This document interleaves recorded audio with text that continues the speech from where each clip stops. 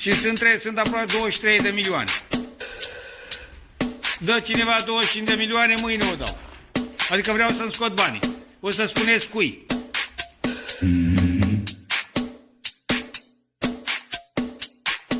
Trebuie riscat.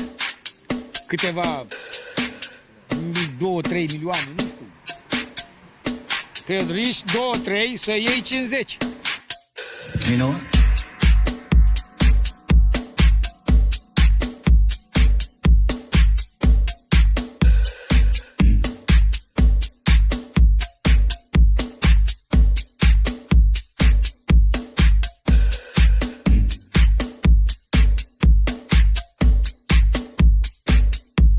Eu am trecut prin multe bombe, gloanțe, mitraliere, toate am trecut, bombe atomice, le-am trecut și unde sunt viu. I'm not leaving.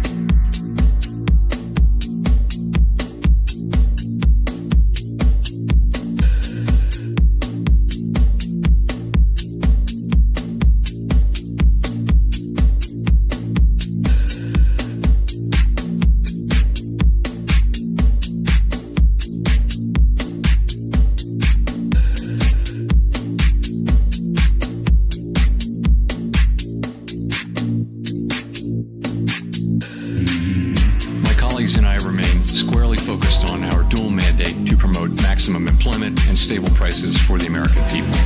Today, the FOMC decided to leave our policy interest rate unchanged and to continue to reduce our securities holdings, though at a slower pace. Our restrictive stance of monetary policy has been putting downward pressure on economic activity and inflation, and the risks to achieving our employment and inflation goals have moved toward better balance over the past year. Again, I implore you to remember, fuck your puts, fuck your calls. Jay Powell has you by the balls. God bless my money printer. They're eating the dogs, the people that came in. They're eating the cats. Springfield, they're eating the dogs, the people that came in. The people that came in. They're eating the dogs, the people that came in. They're eating the cats. They're eating, You know what? they're eating the pets. I'm not leaving. I'm not leaving. This is, I think, one of the reasons. I'm not fucking leaving. You know, Good thing to say for a city manager. it's not fast. The show goes on. This is my home. They're gonna need a fucking wrecking ball to take me out. Going nowhere. 'Cause I ain't going nowhere. 'Cause I ain't going nowhere.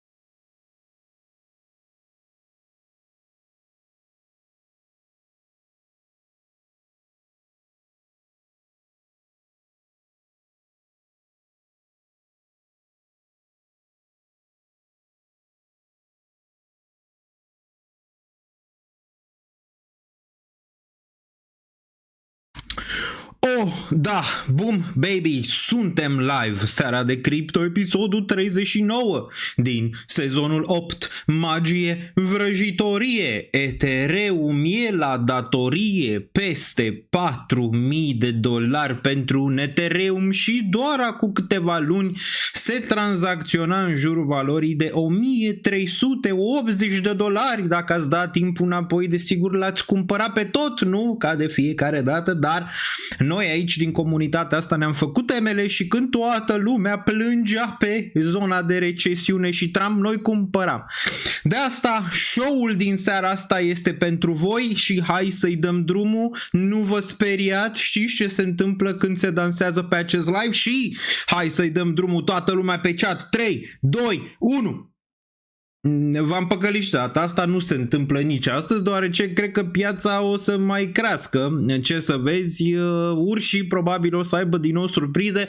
Sper că și-au luat pastilele de inimă pentru ce urmează. O să urmeze o săptămână foarte interesantă. Dacă cumva ați crezut că se dansează astăzi, ei bine, nu se dansează nici de data asta, deci urșii o să mai stea un pic. O să mai stea un pic, mai au un pic de stat până facem și noi în sfârșit all-time high și pe ETH și poate cine știe până vedem un altcoin season, dar săptămâna viitoare este una de foc, după cum vedeți și aici titlul, urmează o săptămână nebună și chiar cred că va fi o săptămână nebună. Marți vom avea inflația CPI, ultimul refugiu pentru urși, ăla este, dacă inflația vine bine, așteptarea este undeva la 2,7-2,8%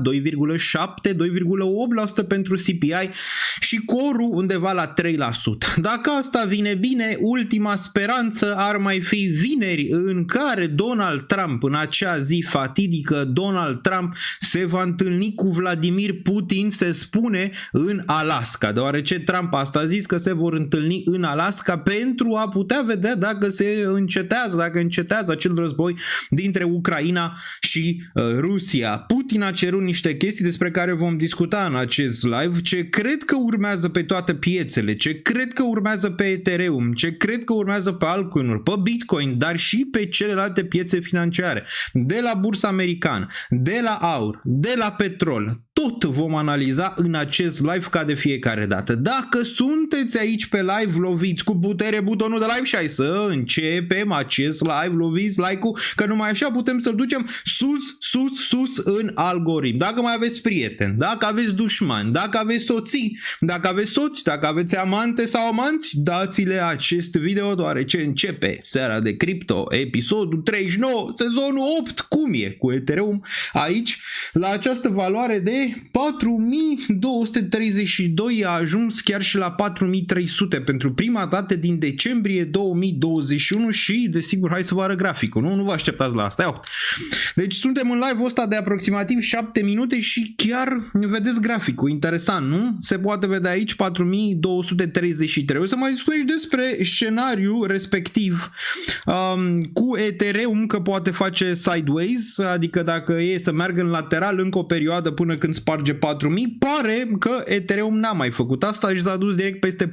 Acum, îl ține, nu-l ține, vom discuta imediat despre ce cred că se va întâmpla perioada viitoare cu ETH și de ce cred că e posibil să mergem mai sus, mult mai sus, poate mai sus decât în cele mai umede visuri, cum vrei să zici tu, alea de noapte, alea pe care le visezi ziua, tot ce vrei tu e posibil să se întâmple în perioada viitoare în ceea ce privește cripto, deoarece pare că planetele într-un fel se aliniază și noi vorbeam aici despre asta, țineți minte că mă luați la mișto, eram în luna, cred că mai sau iunie, undeva pe acolo și vă ziceam vara în sus și erați pe chat, cum adică vara în sus, Daniel, că vara în sus nu există, mereu vara a corectat deoarece oamenii nu sunt aici, după cum vedeți oamenii chiar nu sunt aici, suntem 598 pe acest live, despre ce top să vorbim, știu că mulți sunteți în vacanță, unii sunt la Untold și îi salut pe cei de la Untold, unii sunt în vacanță în Grecia, unii sunt în vacanță unde își permit, fiecare unde își permite, vă salut pe toți, facem acest live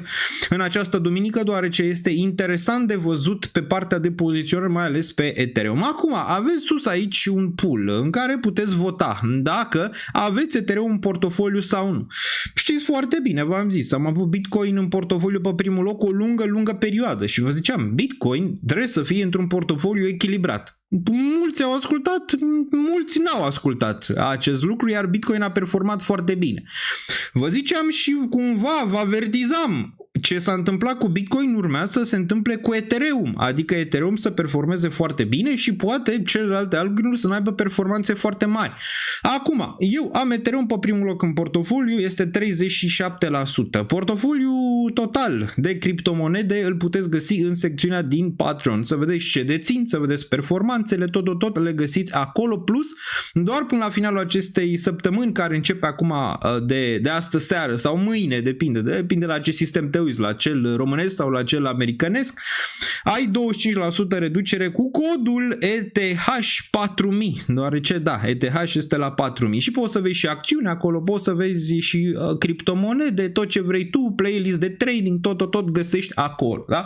Bun, deci am vreo 37% în momentul de față doar în ETH și ultimul buy pe care l-am făcut pe ETH, desigur vi l-am spus, deoarece vă spun tot, știi? Adică contentul este gratis, după cum se poate observa, tot. Iar dacă ați privit ultimul live, care a fost de o importanță foarte mare, știți probabil ce urmează. Dacă ați privit ultimele două live-uri pe care le-am avut, cel cu FOMC și Jerome Powell și cel de data trecută care a fost unul excelent, deoarece am discutat despre tot, despre poziționări și despre macro și despre Ethereum macro și despre Bitcoin macro și despre unde suntem în ciclu, tot. Dacă n-ați făcut asta deja, ar trebui să-l priviți, deoarece acolo este mină de aur din punctul meu de vedere, deci intrați acolo. Absolut gratuit, vă duceți, vă uitați, la fel și pe live-ul ăsta același lucru. Am dat tot și o să dau tot pentru această comunitate până când Ethereum face all-time high, apoi pun microfonul în cui, nu? Sau, nu știu, rămâne de văzut. Bun. Like, zice Lucian aici pe cea. Pe ultimul live ziceai că nu este așa ușor. Da, ziceam că nu este așa ușor. Uite că a fost așa ușor, câteodată este ușor. Acum mai avem un hop de trecut, cel de marți. Ziceam, băi, mi-ar plăcea să mă înșel și să mergem să spargem direct 4000. Ceea ce pare că s-a întâmplat. Nu e niciun fel de problemă, n-am shortat, v-am și zis că nu o să o shortez, am încercat să iau mai multe poziții de long, foarte aproape să iau câteva când Ethereum a picat atunci la 3300. Bun, are tricou alb imaculat de data asta. Niciun mesaj, exact, niciun mesaj, tricou alb, absolut nimic, ne pregătim probabil pentru mai sus, v-am zis, îmi pare rău să dezamăgesc și eram și luna trecută, v-am zis că probabil luna asta va fi tot în sus. Era o întrebare când, din punctul meu de vedere, credeam că mergem în sus după 10-15, astăzi suntem în 10, deci cumva a luat-o mai repede ETH. Și de ce se întâmplă toate astea, poate vă întrebați? De ce în sfârșit crește Ethereum? De ce în sfârșit vedem aceste urcări pe piețe deodată? Deoarece cineva posibil să știe ceva. În materie de tăieri de dobânzi, care probabil vor veni, țineți-vă bine, un șef de la Fed, cel Waller, care a fost împotriva lui Jerome Powell și vă ziceam dinainte că o să fie împotriva lui Jerome Powell la ședința FOMC, a zis că vede vreo, nu știu, 32 de tăieri de dobândă, da, ați auzit bine, 32 cred că erau, cred că 32 de tăieri de dobândă, adică vreau să o ducă la infinit pe minus sau ceva de genul ăsta. Acum e posibil el să fie șeful de la Fed la un moment dat. Alți șefi Fed, să zicem mai calculați, văd 3 tăieri de dobândă, unii văd 4, alții văd 2. Dar piața miroase asta, iar în perioada viitoare Donald Trump va pune pe cineva să-l înlocuiască pe Jerome Powell, nu acum, în mai, când îi se termină mandatul, undeva în 2026. Dar piața ce se gândește? Dacă vine Trump și ne spune cine o să fie șeful Fed, nu? Noi nu o să mai uităm la Jerome Powell, deoarece toată lumea o să uită la nou șef Fed, chiar dacă el n-a intrat, să zicem, în pâine încă și o să intre din mai 2026, da? Chiar dacă nu e încă aici, oamenii se vor uita la el, că ce mai contează câteva luni? Eu zice Jerome Powell nu tăiem dobânda și ăla zice bă o tăiem. Pe cine o să asculte piața? Piața cumva aproximează, că vin tăierile de dobândă și se întâmplă chestia aia care se numește în piețe price in. Da, în momentul de față se începe acel priced in în ceea ce privește aceste asset-uri de risc, iar începutul este cu Ethereum, începutul și sfârșitul, alfa și omega, cum se zice de obicei, începutul și finalul întotdeauna este cu Ethereum. Nu suntem încă în endgame, când o să intrăm în endgame o să știți, deoarece o să postez poza respectivă pe Twitter și atunci înseamnă că începe endgame-ul. Endgame-ul ce mai probabil va începe pe la 4500-4800, poate chiar 5.000 pentru ETH și atunci știți că suntem în endgame, adică în ultima porțiune a jocului. Un joc dur, un joc foarte dur, mai ales din 2022 până acum, un joc în care nu mulți or să ajungă la linia de finish, dar cei care or să ajungă o să fie niște oameni împliniți, fericiți, dar nu doar din punct de vedere financiar, dar și din punct de vedere al cunoștințelor pe care le-au dobândit în toți acești ani și lucrurile pe care le-au învățat despre piețele financiare, care îi vor ajuta în continuare să facă lucruri bune în ceea ce înseamnă investiții. Sper că am pus și eu un pic umărul la ce înseamnă un pic această educație în sfera asta din România și sper să o fac în continuare, deoarece de frate când intru pe aceste live-uri, că mă simt bine, că nu mă simt, că mă doare, că nu mă doare, nu contează. Pentru mine de fiecare dată pe live-urile astea dau absolut tot pentru această comunitate pe care eu o iubesc foarte tare. Ok? O iubesc foarte tare. Bun. ENA este o bestie, da, ENA atinge targetul ăla de 80 ceva de cenți, vedem. Corecții discutăm imediat. Corecție e posibil să vină, deoarece marți avem un eveniment important, cum v-am mai zis, inflația CPI este ultima redută, ultimul zid pentru urși, dacă nu se întâmplă nimic acolo, nu prea mai iau apoi să vedem ce se întâmplă cu Trump și Putin și ce mai zice Trump, că mai pune niște tarife, nu mai pune, dar ați văzut și v-am zis. Știu că piața tot vorbește și oamenii pe internet tot vorbesc tarife, dar unii nu înțeleg cum merg piețele. Primul impact este cel mai mare, la fel ca și la COVID. Țineți minte, primul impact cel mai mare, nu? COVID la fel și la război. A fost război, a atacat Rusia Ucraina, toți cu steagurile Ucrainei, dă-i 7 luni mai târziu sau un an mai târziu, nu mai păsa nimănui. La fel și piețele fac, adică piețele care sunt tot oameni care tranzacționează, câteodată și roboți, dar în mare parte oameni, același lucru. Ok, zice Trump tarife. Bă, dar tot am scăzut. Las că nu ne mai interesează, că știm foarte bine acum că este un bluff pe care noi l-am mirosit aici pe acest canal de YouTube și v-am zis că nu va ține acele tarife, ok? Nu va ține, în proporție foarte, foarte mare nu le va ține în felul ăla și piețele își vor reveni ulterior. Iar v-am zis că mandatul lui Trump o să fie absolut roller coaster. Acum pare că suntem într-un roller coaster invers momentan, adică în sus, față de cel de la începutul anului. Unii analiști ne spun în momentul de față că am început un nou bull market, ceea ce nu este adevărat din punctul meu de vedere, de la, nu știu, Morgan Stanley, ziceau că ce am văzut la începutul anului de fapt a fost zona de colaps, recesiune și tot ce vrei tu cu bursa americană și acum am intrat într-un nou ciclu de urcare. Foarte improbabil, ok? Foarte improbabil. Cred că vor veni lucruri rele, dar nu momentan, da? Nu momentan, urșii sunt prea devreme, ca de fiecare dată, de cele mai multe ori sunt prea devreme, dar la un moment dat e posibil să aibă și ei dreptate. Important, când vor avea dreptatea aia mare, noi să nu mai fim atât de investiți în aceste piețe și să stăm un pic pe margine la un moment dat pentru a analiza situația. V-am zis, ciclul începe cu Jerome Powell, probabil se termină cu Jerome Powell, vedem ce se întâmplă în 2026 cu piețele financiare, până atunci am putea vedea în continuare urcări pe aceste piețe, deoarece mulți urși, e încă mult capital pe margine, foarte mult capital. Retail-ul a cumpărat foarte mult și a bătut randamentul fondurilor de investiții, dacă vă vine să credeți așa ceva, și asta e scrisă pe date. În ultimele luni, în timp ce fondurile de investiții au vândut pe rupte atunci, le era o frică, le intrase morcovul, le băgase Trump morcovul adânc rău de tot atunci, adânc rău de tot.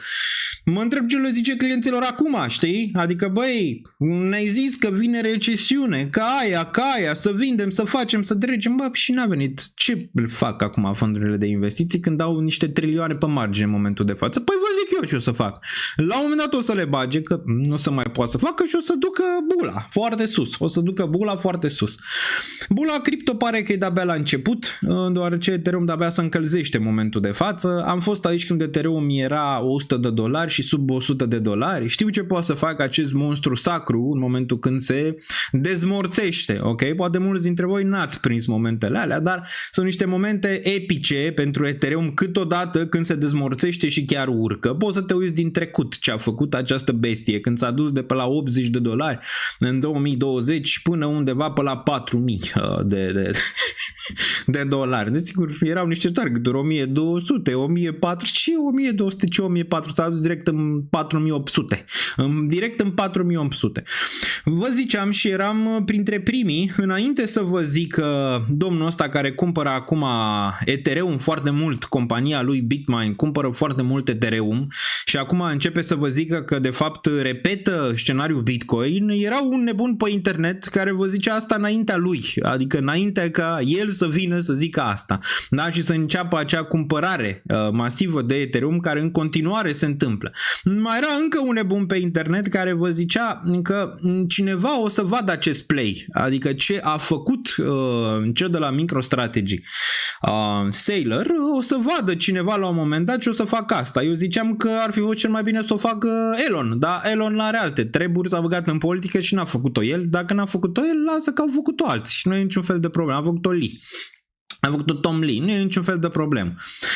Da? Și s-a întâmplat și asta. Vă ziceam că tokenizarea o să fie cea mai importantă înainte să vă zic că Larry Fink asta. Vă ziceam că Bitcoin este aur digital din 2018-2019, când nimeni nu știa de toată povestea asta. Eram între puținii care ziceam asta și lucrurile ușor pare că prin contur în ceea ce privește Ethereum. Și vă mai ziceam că Ethereum e singura monedă care chiar poate să concureze cu Bitcoin. De asta Bitcoin maximaliștii o urăsc. De asta încearcă să o doboare, pentru că e singura care poate să ia locul. E singura. Celelalte sunt în altă ligă, lucrează în altă ligă momentan și trebuie să dovedească foarte mult. De la Sui, de la Solana, care e un casino, de la alea n-au încă prestanța pe care o are Ethereum momentan. Dar da, cred că Ethereum are o mare șansă în perioada asta, dar și în perioada viitoare să performeze extrem de bine. Vă mai ziceam că e o posibilitate la un moment dat să vedeți Bitcoin și multe altcoin-uri care merg în jos și Ethereum să meargă în sus. Această posibilitate pare că se întâmplă. Am zis posibilitatea și poate că începe o recesiune și nu o să vezi o corecție atât de mare de la Ethereum față de celelalte, inclusiv Bitcoin. Sunt multe posibilități care se pot întâmpla în aceste piețe financiare, de asta sunt frumoase și de asta mie îmi place să fiu aici în aceste piețe, să fiu aici cu voi, să parcurgem acest drum împreună. Și pare că, v-am zis, la linia de finish nu ajunge multă lume, dar dacă ar ajunge toți, îți dai seama că n-ar fi ce trebuie. Pentru că nu se pot face bani din aceste piețe financiare dacă toată lumea ar ști să parcurgă acest drum, ar avea răbdarea necesară, suficientă pentru a parcurge drumul, ar ști să-și drămuiască portofoliu în procentaj, ar ști să mai retragă și din piață în momentul când piața este mult prea exagerată. Multe chestii de psihologie umană, deoarece graficele astea pe care le vedeți aici țin în mare parte de psihologie umană. Tot ce vedeți voi aici în momentul de față este cineva care cumpără și cineva care desigur vinde. Bun, mai scade ETH-ul? Asta este o întrebare foarte bună. Pe care vă ziceam că o să o puneți. Daniel, mai cumpărăm și noi Ethereum la sub 2000? M-ați întrebat când era 2800. V-am zis nu. Cel mai probabil nu. V-am zis, Daniel, mai cumpărăm sub 3000? Nu. Cel mai probabil nu. Nu vom mai cumpăra Ethereum nici sub 3000 în momentul de față, ok? După cum arată momentan. Acum, nu înseamnă că trebuie să faceți FOMO dacă nu aveți Ethereum în portofoliu să cumpărați din nou 4000, deoarece au mai făcut ăștia asta acum ceva timp și pe urmă, după ce au cumpărat Ethereum la 4000, uitați-vă la video meu când am făcut video că Ethereum se duce la 10.000. Uitați-vă în comentarii ce s-a întâmplat după. Deci am avertizat și atunci, din punctul meu de vedere, eu v-am zis, n-aș cumpăra Ethereum la 3.000, la 4.000, în zonele alea. Aș cumpăra sub 2.000, ceea ce am făcut, deoarece media e pe la 1.500 din acest ciclu. Că eu am mai cumpărat și la $100, nici nu cred că vă interesează, sau la 80 sau la 50 în trecut. Vorbim doar de ciclicitatea asta pe care voi ați prins-o, acest ciclu magnific, epic prin care am trecut, care o să rămână în istorie. Îți dai seama, acest ciclu incredibil prin care am trecut din 2020 până acum în prezent în 2025, poate 2026, un ciclu frumos de vreo 5 ani de zile, extrem de palpitant. Bun.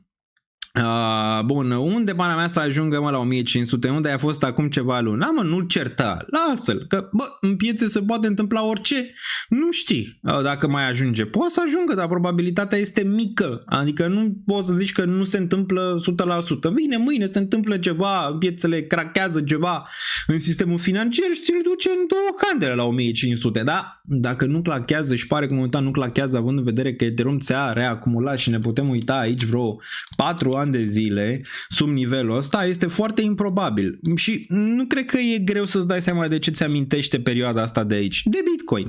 Îți amintește de Bitcoin. Țineți minte la Bitcoin când vedeam candele de genul ăsta și deschideam moetul pe live când era pe la 60-70 și îmi făcea all-time high. Candele erau similare. Cumva se repetă istoria aici. Cumva se repetă istoria și noi am văzut-o mult mai devreme. Vorbim și despre altcoin-uri imediat. Dacă nu pică netul și moare, ceea ce ar fi bine să nu se întâmple, Aici îmi ziceți voi dacă e ceva și pică netul și moare. 2 secunde, am dat un refresh, poate așa o ia. Poate așa o ia și vrea și ar fi bine. Bun, noi să ne uităm la Bitcoin care e la 118 momentan. Din nou, ce să vezi și să nu crezi, iar s-a lovit. La Bitcoin vă ziceam că ulterior, ziceam prima dată că posibil să mai aibă o corecție în zona asta, dar ulterior vă ziceam că va atinge 118 și când, țineți minte și asta dacă erați aici, vă ziceam că Bitcoin va atinge 118-120, Ethereum ce vă ziceam că o să fie? Ha? Unde vă ziceam că o să fie? Păi vă ziceam că o să fie 4000 plus, între 4000 și 4500, dacă mai țineți minte, ok? Ceea ce se întâmplă. E aproape a testat 120 aici. Vă ziceam că testează 119-120, Ethereum o să fie mult mai sus. Deoarece s-a inversat. Suntem într-o altă zonă în momentul de față de trecut, în care în momentul când Bitcoin atingea 100.000 de mai multe ori, Ethereum era din ce în ce mai jos. Acum e o inversare, ceea ce mi se pare absolut normal, deoarece Ethereum a atins în sfârșit vreo 500 de miliarde în capitalizare. V-am zis că e posibil topul să fie undeva peste 1 trilion în acest ciclu, ok? Deci peste 1 trilion pentru ETH. Până când nu atinge 1 trilion, e foarte improbabil să vedem un final de ciclu în ceea ce privește cripto. V-am explicat și în live-ul precedent că Bitcoin cel mai probabil este într-o sferă de distribuție în momentul de față, deoarece îți arată faptul că Ethereum performează. Numai asta îți arată că momentan Bitcoin este într-o zonă cât de ciclicitate de top. Asta nu înseamnă că nu o să mai facă unul. Din punctul meu de vedere mai are încă un glonț aici. Și imediat discutăm când ar putea să-l facă și ce ar însemna glonțul ăsta, adică urcarea, că la asta mă refer, pentru Bitcoin în zonele astea. Ar însemna acel grad de euforie care ar putea aduce în sfârșit și acel altcoin season. Următoarea mutare pe care eu o aproximez pe Bitcoin când se va întâmpla, probabil va aduce și lucruri bune pentru altcoinuri, nu ca în trecut în care Bitcoin urca și trăgea piața în jos. E posibil ca inițial pe urcarea respectivă Bitcoin să tragă piața în jos și când corectează de-abia să poți să vezi niște altcoinuri că performează bine, să poți să vezi de la Ethereum mai sus. Vă ziceam la Ethereum de targetul de 10.000 și puteți să vedeți cum arată un bottom. Dacă n-ați mai văzut până acum, mulți dintre voi iar ați fost prinși în capcană, ceea ce m-a șocat enorm. Erau mulți pe live foarte supărați când Ethereum era atunci la 1500, 1300, de supărare destul de mare. Unii ziceau dăm 2000 și-l vând, dăm 2500 și-l vând, dăm 3000 și-l vând. Unii l-au și vândut, m-au sunat prieteni, l-am vândut, Daniel, la 2500, acum mai 4000 ce fac. Stai și te uiți la el și te rogi, poate să mai vină un Black Swan să mai ai un noroc să scadă. Încă altceva nu prea mai ai să faci sau să-l cumperi acum să-ți asumi un risc destul de mare. Cam asta poți să faci. Dar puteți să intrați să vedeți acele comentarii, să vedeți cum arată de fapt o formațiune de bottom și desigur mulți analiști care spuneau că vine sfârșitul lumii și nu ar trebui să achiziționăm nimic acum, deoarece este foarte riscant și este o perioadă foarte riscant. Ok? Nimeni nu poate să vă zică asta, adică să cumpărați sau să vindeți, doar voi trebuie să faceți analiza și să vedeți dacă riscul vostru este cel autentic, cel bun, cel corect sau nu există riscul. Dacă nu există riscul, îți dai seama. Dacă nu ți asumi risc în viață, nu poți să câștigi și asta e o diferență foarte mare. Diferențele în piețele financiare, după cum ați observat de atâta timp pe aceste live-uri, dar și urmărind în general piețele financiare și roller coaster-ul financiar prin care am trecut din 2020 până în prezent. Canalul ăsta e de YouTube din 2018, dar voi nu erați marea voastră majoritate atunci, erați foarte puțini aici în această comunitate. Dar văzând toată treaba asta de mai multe ori, deoarece se repetă anumite scenarii în moduri diferite, deoarece nu poți să ai aceeași repetiție, da, cum ai avut în trecut la nivel de Black Swan sau la nivel de urcări, adică mereu ai chestii diferite care fie te face să nu vinzi, da, e o urcare destul de mare și știri bune și nu te face să vinzi, nu poți să vinzi, fie la polul opus frică foarte mare că ceva foarte nasol se întâmplă și atunci ce faci, de ce ai vrea tu să investești în momentul de față. Dar diferențele de obicei le fac aceste momente. Aceste momente sunt cele care delimitează în general câștigătorii de pierzători la nivel de investiții, la nivel de tranzacționare, la nivel de ce vrei tu, ok, pentru aceste piețe financiare. Dacă dacă nu poți să-ți asumi riscul sau să vezi anumite chestii în avans în ceea ce privesc aceste piețe financiare sau cumva să ai o idee, să faci o analiză bună și să te poziționezi în momentele grele, nu o să poți să faci niciodată bani din aceste piețe financiare. Și ăsta este un adevăr dur, un adevăr pur, un adevăr. Este un adevăr. Dacă nu poți să iei decizii în momentele alea grele, când toată lumea vrea să vândă, să iasă, să pleci și toată lumea este în colaps în momentul ăla, dacă nu poți să iei decizia în momentul respectiv, cel mai probabil pe termen lung nu o să ai profitabilitate. E ok să nu o faci prima dată, nici măcar a doua oară, că poate te panichezi din diferite motive, dar a treia oară, a patra oară, a cincea oară nu mai ai niciun fel de scuză, deoarece chestiile astea nu sunt de azi pe mâine. Manipulatorii din piețe întotdeauna au cam același joc pe care îl creează frică foarte masivă ca cei care investesc în aceste piețe să-și vândă acțiunile, să-și vândă terenurile, să-și vândă aseturile, casele și toate cele.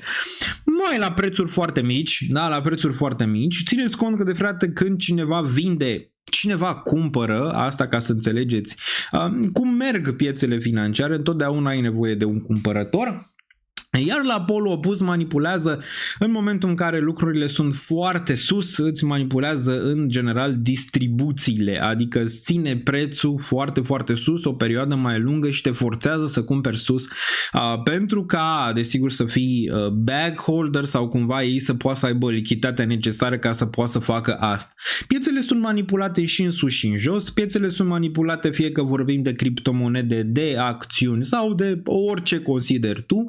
Valoarea pe care o vezi în aceste acțiuni și în aceste criptomonede de cele mai multe ori nu se pupă cu realitatea și nu se pupă de mult cu realitatea. Asta nu înseamnă că nu poți să ai valori foarte mari la anumite acțiuni care n-ar trebui să aibă valoarea respectivă, deoarece mulți investitori pariază în viitor și asta trebuie să înțelegeți, pariază pe viitor, mai ales după dot-com bubble din 2000, mai ales după criza financiară din 2008, mai ales după ce tehnologia a început să avanseze și aceste companii de tehnologie cumva au arătat că ele sunt viitorul, văd viitorul, știu ce vor să facă în viitor. Uite, de exemplu, la Tesla, este un caz concret, da? De ce are Tesla această valoare enormă, da, de trilioane, având în vedere că nu stau atât de bine pe vânzări? Ați văzut și voi, raportările financiare nu sunt grozave, totuși de ce Tesla rezistă și nu pică?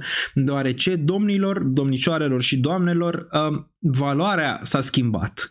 Valoarea, cum este percepută valoarea s-a schimbat. Tehnologia ne-a schimbat percepția. Social media ne-a schimbat percepția. Okay? Și o să ne schimbe. Inteligența artificială ne va schimba pe percepția într-un mod în care noi nici măcar nu o să o vedem în perioada viitoare. Și asta totul duce cum noi privim valoare. În momentul de față noi ne uităm la valoare în viitor. Cum ar putea arăta viitorul? Ce ar putea să facă Tesla în 5 ani de acum încolo? În 10 ani de acum încolo și investitorii pariază pe asta. De asta aceste asset-uri sunt foarte sus. Uite de la PLTR, uite de la PE ratio la PLTR, să vezi acolo ce nebunie. PLTR-ul, da, pe care noi aici, mulți dintre noi l-am cumpărat sub $20, dacă vă vine să credeți. Unul dintre cele mai bune trade-uri pe partea de acțiuni, Palantir. Desigur au mai fost și altele. Portofoliul meu de acțiuni, desigur îl găsiți în Patreon. Și puteți vedea acolo toate anunțurile pe care le-am făcut de la început până în momentul de față în ceea ce privește ce am acumulat. Da? Acțiunile foarte bine. Dacă te uiți la Palantir, zici, wow, este atât de sus, dar ar putea să fie și mai sus. Pentru că se pariază pe date, pentru că se pariază pe inteligența artificială și asta contează, pe schimbări de percepție, ceea ce poți să facă Palantir în perioada viitoare. Pe roboți, că asta se pariază și la Tesla, că o să facă roboți, nu este doar o companie de mașini. Eu vă zic ca să nu fiți prinși în acea idee că totul ține de raportări financiare, totul ține de cum e compania, nu neapărat. Mult ține de percepție. Iar eu vă ziceam acum ceva ani că o să fiți șocați. Ați fost șocați în 2021 când criptomonedele astea au performat foarte mult, neavând în spate multe dintre ele, dacă nu majoritar, un produs. Și în mare parte te bazai pe ce ar putea să facă ele în viitor. Și vă ziceam, aveți răbdare, că asta se va întâmpla inclusiv în sfera de acțiuni. Și asta o vedem în momentul de față. Sustenabil, nesustenabil, rămâne de văzut. O să fim aici împreună, o să discutăm despre toate, o să fim și în momentele bune, dar mai ales în momentele rele. Momentele bune este ușor. Nu toată lumea a cumpărat bottom-ul la ETH pe internet. Dacă deschizi Twitter-ul, bam, toată lumea am cumpărat bottom-ul la ETH. Ok, bine. Bun. Mai departe. Deci, dacă vă place această parte a live-ului, chestii pe care, din punctul meu de vedere, nu știu dacă le auziți, apăsați butonul de like. Ce urmează în perioada viitoare, o să discutăm imediat, ce urmează în următorii ani, o să vă șocheze de-a dreptul. Și aici mă refer la următorii 5-10 ani. O să fie mai diferit decât probabil ți-ai imaginat. Și da, eu personal n-am aceste idei că de data asta este diferit, dar cred că următoarea criză financiară o să fie extrem de diferită. Extrem de diferită și viitorul bull market o să fie mult mai diferit decât ne-am imaginat. Am discutat în live-ul precedent despre asta, dar o să fac și un short, că lumea nu se uită la acest content. Da, am și 57.000 de urmăritori, dar niște urmăritori foarte puternici, foarte mari. Adică sunt canale de YouTube cu 100.000, 200.000, 300.000. Deoarece în ceilalți, mulți dintre ei joacă jocul de la YouTube. Fac content short, fac content de 10 minute, de 15 minute. Nu zic că nu e un content de calitate, ok? Nu zic că nu e. Dar să zicem detaliile contează și ele trebuie discutate mai mult timp decât câteva minute într-un video. La fel și analizele, la fel și tot, ca să poți să ai ceva bun. Dacă canalul ăsta va exploda vreodată, probabil nu mai va fi un hidden gem, adică, cum se zice, știi, un hidden gem, ceva în care, băi, ăștia, noi în comunitatea asta cumva dibuim anumite chestii de care ceilalți poate n-au idei atât de mult. Bun. Am intrat, am dat like, revin mâine. Daniel, la cât ai vrea să vinzi ETH? Ne uităm imediat. Eu aș vrea să vând și pe la 20.000 și cred că o să vând și la 20.000 ETH. Știu, pare demență, dar cred că până în 2032, ca să o luăm așa, nu cred că o să vedem ETH la 20.000 în ciclul ăsta. Cu toate că nu știi niciodată ce se poate întâmpla în aceste piețe de criptomonede. Dar nu cred că se va întâmpla. Cred totuși că până în 2032, dacă nu vedem o problemă majoră venită pe Ethereum, adică dacă lucrurile au o turnură naturală și normală pentru ETH, se va tranzacționa între 20 și 50.000 undeva în 2032. Cam ăla e targetul meu personal pentru ETH. Acum, o să aștept până acolo? Nu, știți foarte bine, nu așa se întâmplă în piețele financiare. Trebuie să mai și ieși câteodată când crezi că momentul este prielnic. Din punctul meu de vedere, o să mă gândesc foarte puternic să mai retrag ceva din poziția de ETH. De ce? Păi pot să vă arăt de ce vreau să retrag. Aici e de la caz la caz și v-am zis, este de la caz la caz. Dacă retragi sau nu retragi, dacă. Nu înseamnă că dacă eu retrag sau nu retrag, tu ar trebui să faci același lucru. Dacă ai același portofoliu ca mine, risc ca mine, capital ca mine, poate poți, da. În rest nu știu dacă ar fi, să zicem, cea mai bună idee. Dar hai să ne uităm un pic aici. Deci, ăsta era postul din a 7 aprilie și am zis că diferențele aici se fac. Ultima oară când am avut doar 10% lichiditate a fost după COVID crash în 2020 și acum în aprilie 2025. Hero or Zero și putem să vedem aici, sigur, dacă piața face bounce mai mare, o să creez balanța de cash înapoi spre 20. Deja mi-am echilibrat balanța de cash, ok? Deja am echilibrat-o un pic cu o vânzare pe Bitcoin, pe care v-am zis-o. Sunt out 40% din poziția de Bitcoin, un trade excelent, v-am zis când am cumpărat, v-am zis când am vândut, nimic de reproșat, la fel și la ETH, v-am zis de fiecare dată când am cumpărat, o să vă zic și când vând.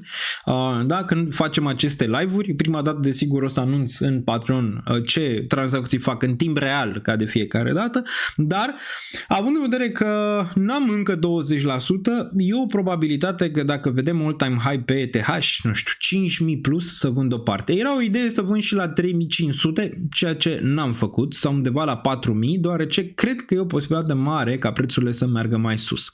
Acum, tu poți să fii în alt scenariu, adică tu poți să n-ai riscul meu, tu poți, nu știu dacă poți, dacă Ethereum de aici, să zicem, de la 4200, să ducem 3500 înapoi, poți să reziști la mutarea aia din punct de vedere psihologic, gândește la astea dinainte. Dacă nu poți, nimeni n-a murit luând ceva profit. Ei, 10%, 15%, 20%, 25%, cât consideri tu că e nevoie ca să dormi bine noaptea și să poți să parcurgi următoarea perioadă. Dacă Ethereum mai urcă, mai iei profit, nu e niciun fel de problemă, iei pe parcurs la fel cum ai și intrat. Da? Mulți au această manie să prindă top.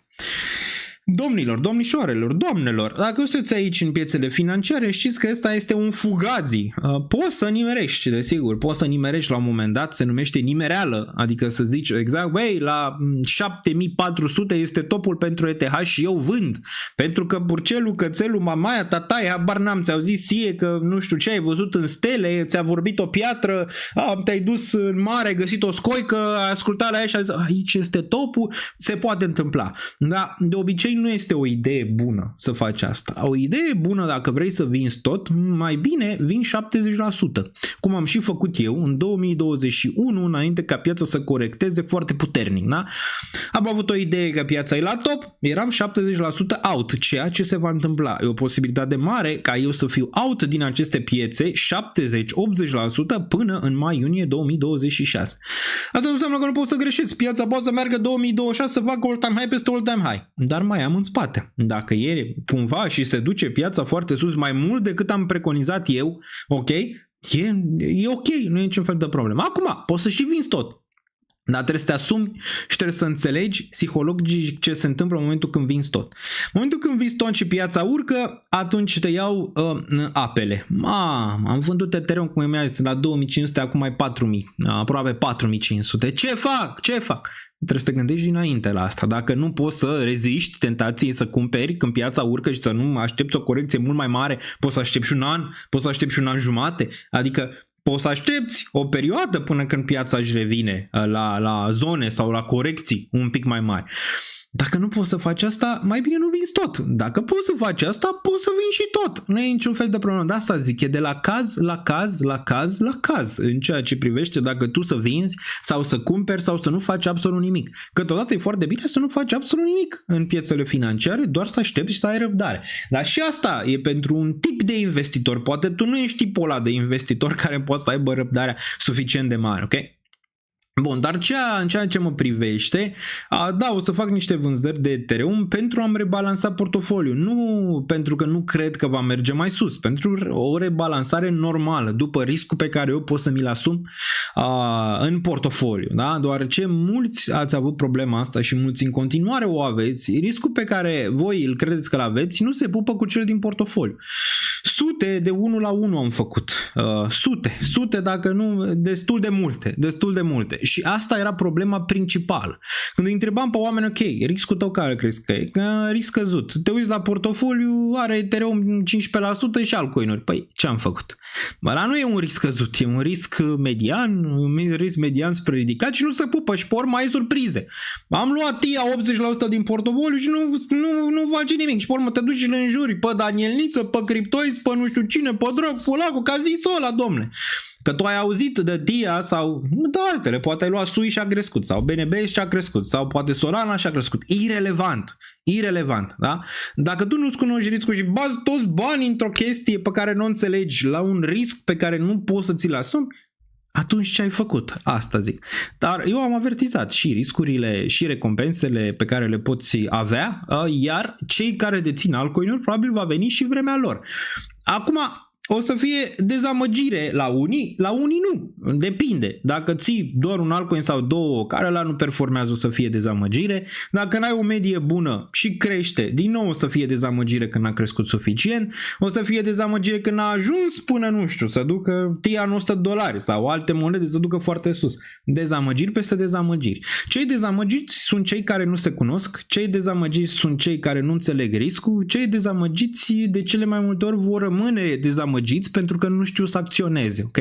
Asta este o realitate. De asta zic că până la linia de sosire n-ajunge toată lumea. Eu sper să ajungă cât mai multă lume din această comunitate, dar sunt realist și destul de realist că nu toată lumea o să poată să facă asta până la final. Mulți deja au capitulat de o perioadă destul de lungă. Se vor întoarce, rămâne de văzut, stay tuned. Bun, hai să vorbim și pe chat.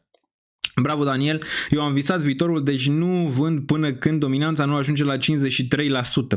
Asta zic, dacă ai visat viitorul, dacă tu știi că 53% este nivelul, go for it, dar nu mi se pare o strategie excelentă. Poate să meargă pentru tine, habar n-am, poate. Bun, hai cu comentariile, hai să bubuim comentariile. Suntem 1068 pe acest live. Pentru o vacanță, eu zic că e excelent, suntem în august, luna cu cele mai multe vacanțe. Putem să ne uităm aici like-urile. Dacă vreți să duceți în algoritm să vadă toată lumea acest live, dacă nu-l împinge YouTube-ul, hai să-l împingem noi. Asta zic. Live-urile astea nu prea. O să înceapă și ei să facă chestii pentru live streamer pe YouTube. De ce crezi că multă lume nu face live-uri pe YouTube? Pentru că nu te ajută la algoritm. Cu cât faci mai mult în conținut la nivel de ore sau minute, cu atât nu te împinge. Plus că omul nu se uită când vede 4 ore sau 3 ore. Tu te-ai uitat, să zicem, dacă ai fi prima dată și ai vedea 3 ore, titlu, live, urmează o săptămână nebună, ai trecut peste 4 ore, ai dat click? N-ai dat, îți dai seama, 4 ore, cine ești nebuni ăștia, ați dus cu pluta, de asta e și frumusețea. Că suntem o comunitate restrânsă, nu e pentru toată lumea și asta e foarte frumos, e foarte frumos. Bun. Dacă vreți să-l împingem noi, puteți apăsa butonul de like și așa îl putem împinge un pic în zona de algoritm. O să facă ăștia de la YouTube și chestii bune pentru streameri în perioada viitoare. O să facă ce fac ea de pe TikTok. Ea de pe TikTok, TikTok-ul desigur a furat prin planul și cam toată lumea acum face ce face TikTok. Ai văzut că și YouTube a pus short-uri, dar o să facă și multe chestii, nu știu. Chestii mai fancy pe donații, habar n-am, chestii mai fancy de leaderboard sau chestii care te-ar putea propulsa ca streamer. Pe YouTube, pe streaming, ce te propulsează? N-are ce să te propulseze. Bun. Fă rege pentru noi content 3 ori. Păi după cum vezi fac. După cum vezi fac, niciodată nu mi-a plăcut neapărat cu turma. Dar aș vrea cât mai multă lume să audă de acest content. Adică nu pot să zic, fac YouTube și n-aș vrea ca lumea să audă de acest conținut. Aș vrea. Doar ce eu cred că i-ar ajuta măcar pe partea psihologică și pe partea de a învăța despre piețe financiare. Cu greu, cu bine, cu toate astea. Bun.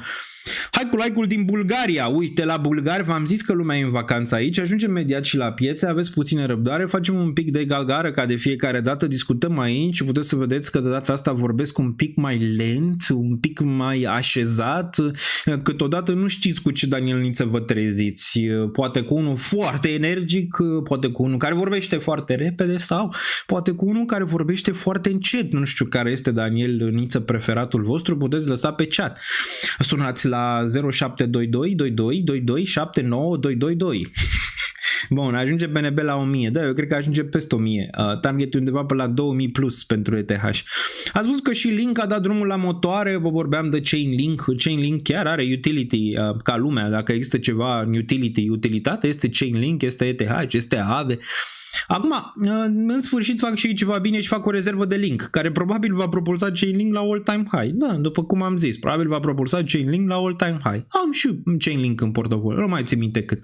Nu suficient, cum v-am zis că n-aveți nici voi suficient ETH, n-am suficient Link. Bun. Urmărești Others BTC, arată superb pe weekly. Multe lucruri poate să arate superb pe weekly, pe daily, pe 4 ore și începe săptămâna viitoare și nu mai arată superb. Așa este chat, multe au arătat superbe. Când te uiți la ele, știi, ca și la femei, arată superb, se mișcă, deschide gura, poate nu mai e, știi ce trebuie la un moment dat. Bun. Cum vezi ETH săptămâna viitoare? Și aici la femei mă refer la ETH, ca să nu zică lumea aici că... bun. Cine vine la sală? Să știi că am mers destul de des la sală în perioadele astea. Chiar și astăzi. Cred că intru la FCSB. În play-off, cred. Astăzi am mars 250 de calorii. Am băgat 7,5 înclinat. Mamă, m-am dus bine. Vreo 20 de minute, dai seama. Cred că intru la retur sau la tur, rămâne de văzut. Bun.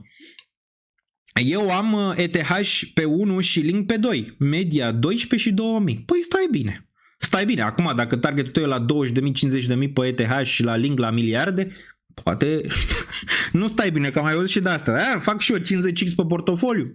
Și de ție ETH link și păi cum să faci 50x pe portofoliu. Bun. Chiar voiam să-ți spun să vorbești mai repede ca să acumulăm mai multe informații de pe 1.5 la viteză. Am vorbit în live-ul precedent mai mult și ați acumulat foarte multă informație. Bun. Bun, lasă cu femeile, bagă politica, gata, începem cu politica. Ați văzut, mă, ce face Bolojan, taie în carne vie, plus că acum și pensiile private au ajuns și la pensii private. Deci dacă îmi dai subiect, pot să-ți vorbesc. Adică ce subiect vrei, putem să facem și un live de ăsta. Dă-i lui Daniel Niță un subiect și îți vorbește. Pensiile speciale, deci nu le-a tăiat, totuși a tăiat din pensiile private. Nu neapărat că a tăiat, ci faptul că nu mai poți să retragi toată suma când faci și tu 65 de ani, știi, că pui bani peste bani care oricum se până la 65 de ani, de seama, dacă ai acum 30 până la 65 de ani, de seama cum să mai va privi valoarea în societate. Strângi și tu 25.000 de lei după 30 de ani de muncă, 25.000 de lei care poți să-ți cumperi 2 pateuri și o pâine undeva pe la 65 de ani și nici pe aia nu ți de pe toți, de la pensie privată, ține cont de la pilonul 2. Nu, ți-ți dă 25% și restul mai târziu. Pensiile în general, dar mai ales cele private, sunt cele mai mari șamuri, babamuri, hamamuri, gamamuri, ceamamuri, ce vrei voi să le ziceți. Onziuri, dăm îmbrac cu ele, ce vrei tu să-i zici, e destul de sus acolo în acel chain de onziuri. Acestea, deoarece tu dai bani cuiva în fiecare lună, ei țin banii aia la cald pentru tine, îi investezi pentru tine în obligațiuni guvernamentale românești, că de-aia sunt foarte mulți bani prinși acolo, de exemplu, în piețe financiare, nu știu, în indicele BET, în indicele S&P 500, că tu ești, nu știi, adică tu nu poți singur să dai un click să poți să pui tu banii acolo. Și ea trăiesc din comisioane 30 de ani, da, plătesc salarii, bla bla bla bla bla, toate alea, și tu pe urmă când vrei să scoți banii, bă, am dat banii aia, că te obligă, știi, adică te obligă, bă, în Europa e din ce în ce mai rău, nu știu, mă gândesc serios să plec, vă zic sincer, mă gândesc serios să plec. Vă mai zic una, sunați-vă Tax Advisory, nu neapărat dacă stați în România, dar mai ales dacă stați până Europa în general, sunați, mai ales dacă ați tranzacționat cripto în ultimii 5 ani de zile, sunați, deoarece intră mica în vigoare, dacă lumea, legea din 1 ianuarie 2026. Fiecare tranzacție pe care o faci va fi vizibilă și va fi raportată către o instituție financiară. Portofoliile tale vor fi raportate toate, adică toate portofoliile, dacă cineva arăta, vedem cât deține, gata, știm, uite, are acolo. Deci nu o să mai poți să miști un cent în cripto, plus ce cred că se va întâmpla, vor încerca să ia bani și din trecut. Sunați-vă Tax Advisory, deoarece eu aproximez că de la 1 ianuarie 2026 o să vină niște lucruri, ok? Și nu doar să vă sperii sau ceva. Vă zic ca să fiți pregătiți pentru acel moment interesant în care tata Sam o să vadă câți $10 ai în contul de criptomonede și ce faci cu ele. Bun, deci mă gândesc să plec, sincer, la modul sincer acum, mă gândesc să plec din Europa. Undeva, nu știu, aproape, dar nu în europeană. Băi, e sufocare. E la drept, la modul de sufocare a cetățeanului european. Adică e de sufocare. Nu știu cât mai poate rezista cetățeanul european la chestii de genul ăsta. Adică e la ficat te rupe. Bun. Cu ai mei $500 nu face nimic, zice Maric376. Problema în România e că dacă ei consideră că tu nu poți să dovedești de unde ai banii aia, îți ia 70-80% din ei și din trecut. Bun. Ne mutăm în Dubai, zero tax. Da, dar problema cu Dubai e că e Dubai. Asta e. Problema cu Dubai e că e Dubai. Mie nu-mi place. Am mai zis-o. Mie nu-mi place Dubai.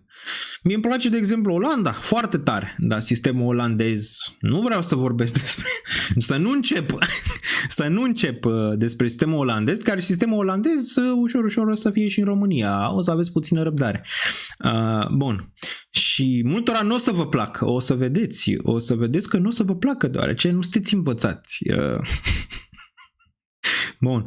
Mulți acum să plâng, domnule, trebuie să plătesc 3 euro să văd meciurile din Premier League. Da, eu plătesc mult mai mult ca să văd meciurile din Premier League. Adică nu doar 3 euro, știi? Românul e învățat pe ieftin. Pare rău să vă stric plăcerea, nu o să mai fie așa, ok? Da, uite, Elveția. Da, Elveția e interesant să știi. Portugalia, da, tot în UE e. Tot vine după tine tata Sam să te prindă. Elveția ar fi, Dubai ar fi, în Uniunea Europeană aveți vreo 2. Portugalia, Slovenia și Germania la o, adică, dar cu nemții, nu știu, nu te pui. Dacă ei consideră că tu ai făcut ceva, îți ia și pilea după tine. Ceilalți ar mai putea fi interesant. România nu mai e și nu o să mai fie, o să fie foarte multe legi pe cripto și multe taxe pe cripto în perioada viitoare. Nu o să mai fie, dar totuși e ok. E la nivel median, nu m-ar deranja neapărat. În afara Uniunii Europene ai Elveția, care e cea mai decentă, dar na, acolo trebuie să ai un nivel de trai ridicat, prețurile sunt mai mari ca în Olanda, de exemplu, care și Olanda are niște prețuri destul de mari, mai mari și decât UK, de exemplu. În UK nici acolo nu m-aș muta, nu-mi place, e bine acolo că se vorbește engleză, numai asta e. Dar mă gândesc serios, sincer, pentru că ce vine de la 1, plus, nu știu dacă ați văzut știrea asta. Nu știu, ăștia, după ce s-a întâmplat în ultima... Băi, eu cred că le-a luat red flag-ul ca lumea. Deci cred că pe Uniunea Europeană, văzând ce s-a întâmplat în România, văzând ce s-a întâmplat în Ungaria, văzând că pierd controlul, bine sau rău, asta nu știu, nu mă bag. Dar văzând că pierd controlul la toată situația asta, ați văzut că a vrut să lanseze și pe ăla de la Telegram și toate cele, acum au zis, bă, nu cred că mai vrem să ne asumăm niciun risc. Și la ce mă refer? Hai să ne uităm un pic aici, ca să știți ce urmează în 2026. Da, vă bucurați de bull market, dar hai să vedem aici, mai departe. N-am probleme cu taxele, deci nu e vorba de taxe. E vorba că guvernul, în loc să lucreze pentru tine, nu lucrează pentru tine. Eu n-am o problemă să plătesc taxe. Eu plătesc taxe și acum am la virgul. Plătesc. Nu e problema asta. E problema că ți adaugă și ți adaugă și ți adaugă. Și plus că vin controale, chestii. Adică pur și simplu te căpușează să nu faci nimic. Europa devine locul în care dacă vrei să faci ceva, nu trebuie să faci. Nu trebuie să faci. Lasă-ne pe noi, și aici mă refer la grupul lor. Lasă-ne pe noi să facem ceva. Deci dacă vrei să faci bani, Europa zice nu. Nu face bani. Nu face bani. Okay? Nu e nevoie să faci bani. Okay? Că îi luăm noi. Știm noi ce să facem cu banii tăi. Nu e niciun fel de problemă. Îi luăm noi. Da? Îi luăm noi. Deci Europa devine locul în care n-ai. E bine în Europa când, să zicem, nu vrei să faci ceva. Și aici mă refer la oamenii care vor să aibă un loc de muncă. Dar nici acolo nu o să mai fie bine. Pentru că vine ce v-am zis. Vine acea recesiune mai devreme sau mai târziu și atunci nici companiile nu vor mai angaja. Deoarece o să aibă AI, o să aibă acele lucruri în care să-și poată să facă intern cu AI-ul toate lucrurile pe care le-ar putea face un angajat. Da? Deci nici acolo. Dacă vrei să fii angajat, da, Olanda e pentru tine, deoarece ai grijă de tine. Poate Germania e pentru tine. Sau dacă nu vrei să fii și vrei să faci mai mult, au făcut codul de taxe în așa fel, cine știe înțelege. Au făcut codul de taxe în așa fel încât să fie atât de greu, să aibă portiță pe orice, că dacă vor, te închid. Dacă vor, te închid, dacă vor, îți iau aia, dacă vor... Bă, au făcut atât de greu de înțeles codul de taxe ca să te prindă. Dacă vor să te prindă, bă, te prind, că de-aia au făcut și codul de taxe. Codul de taxe care ar putea să fie simplu, frate. Tot tax. Ok, cât? 10%. Bine, iai. 20%. Nu!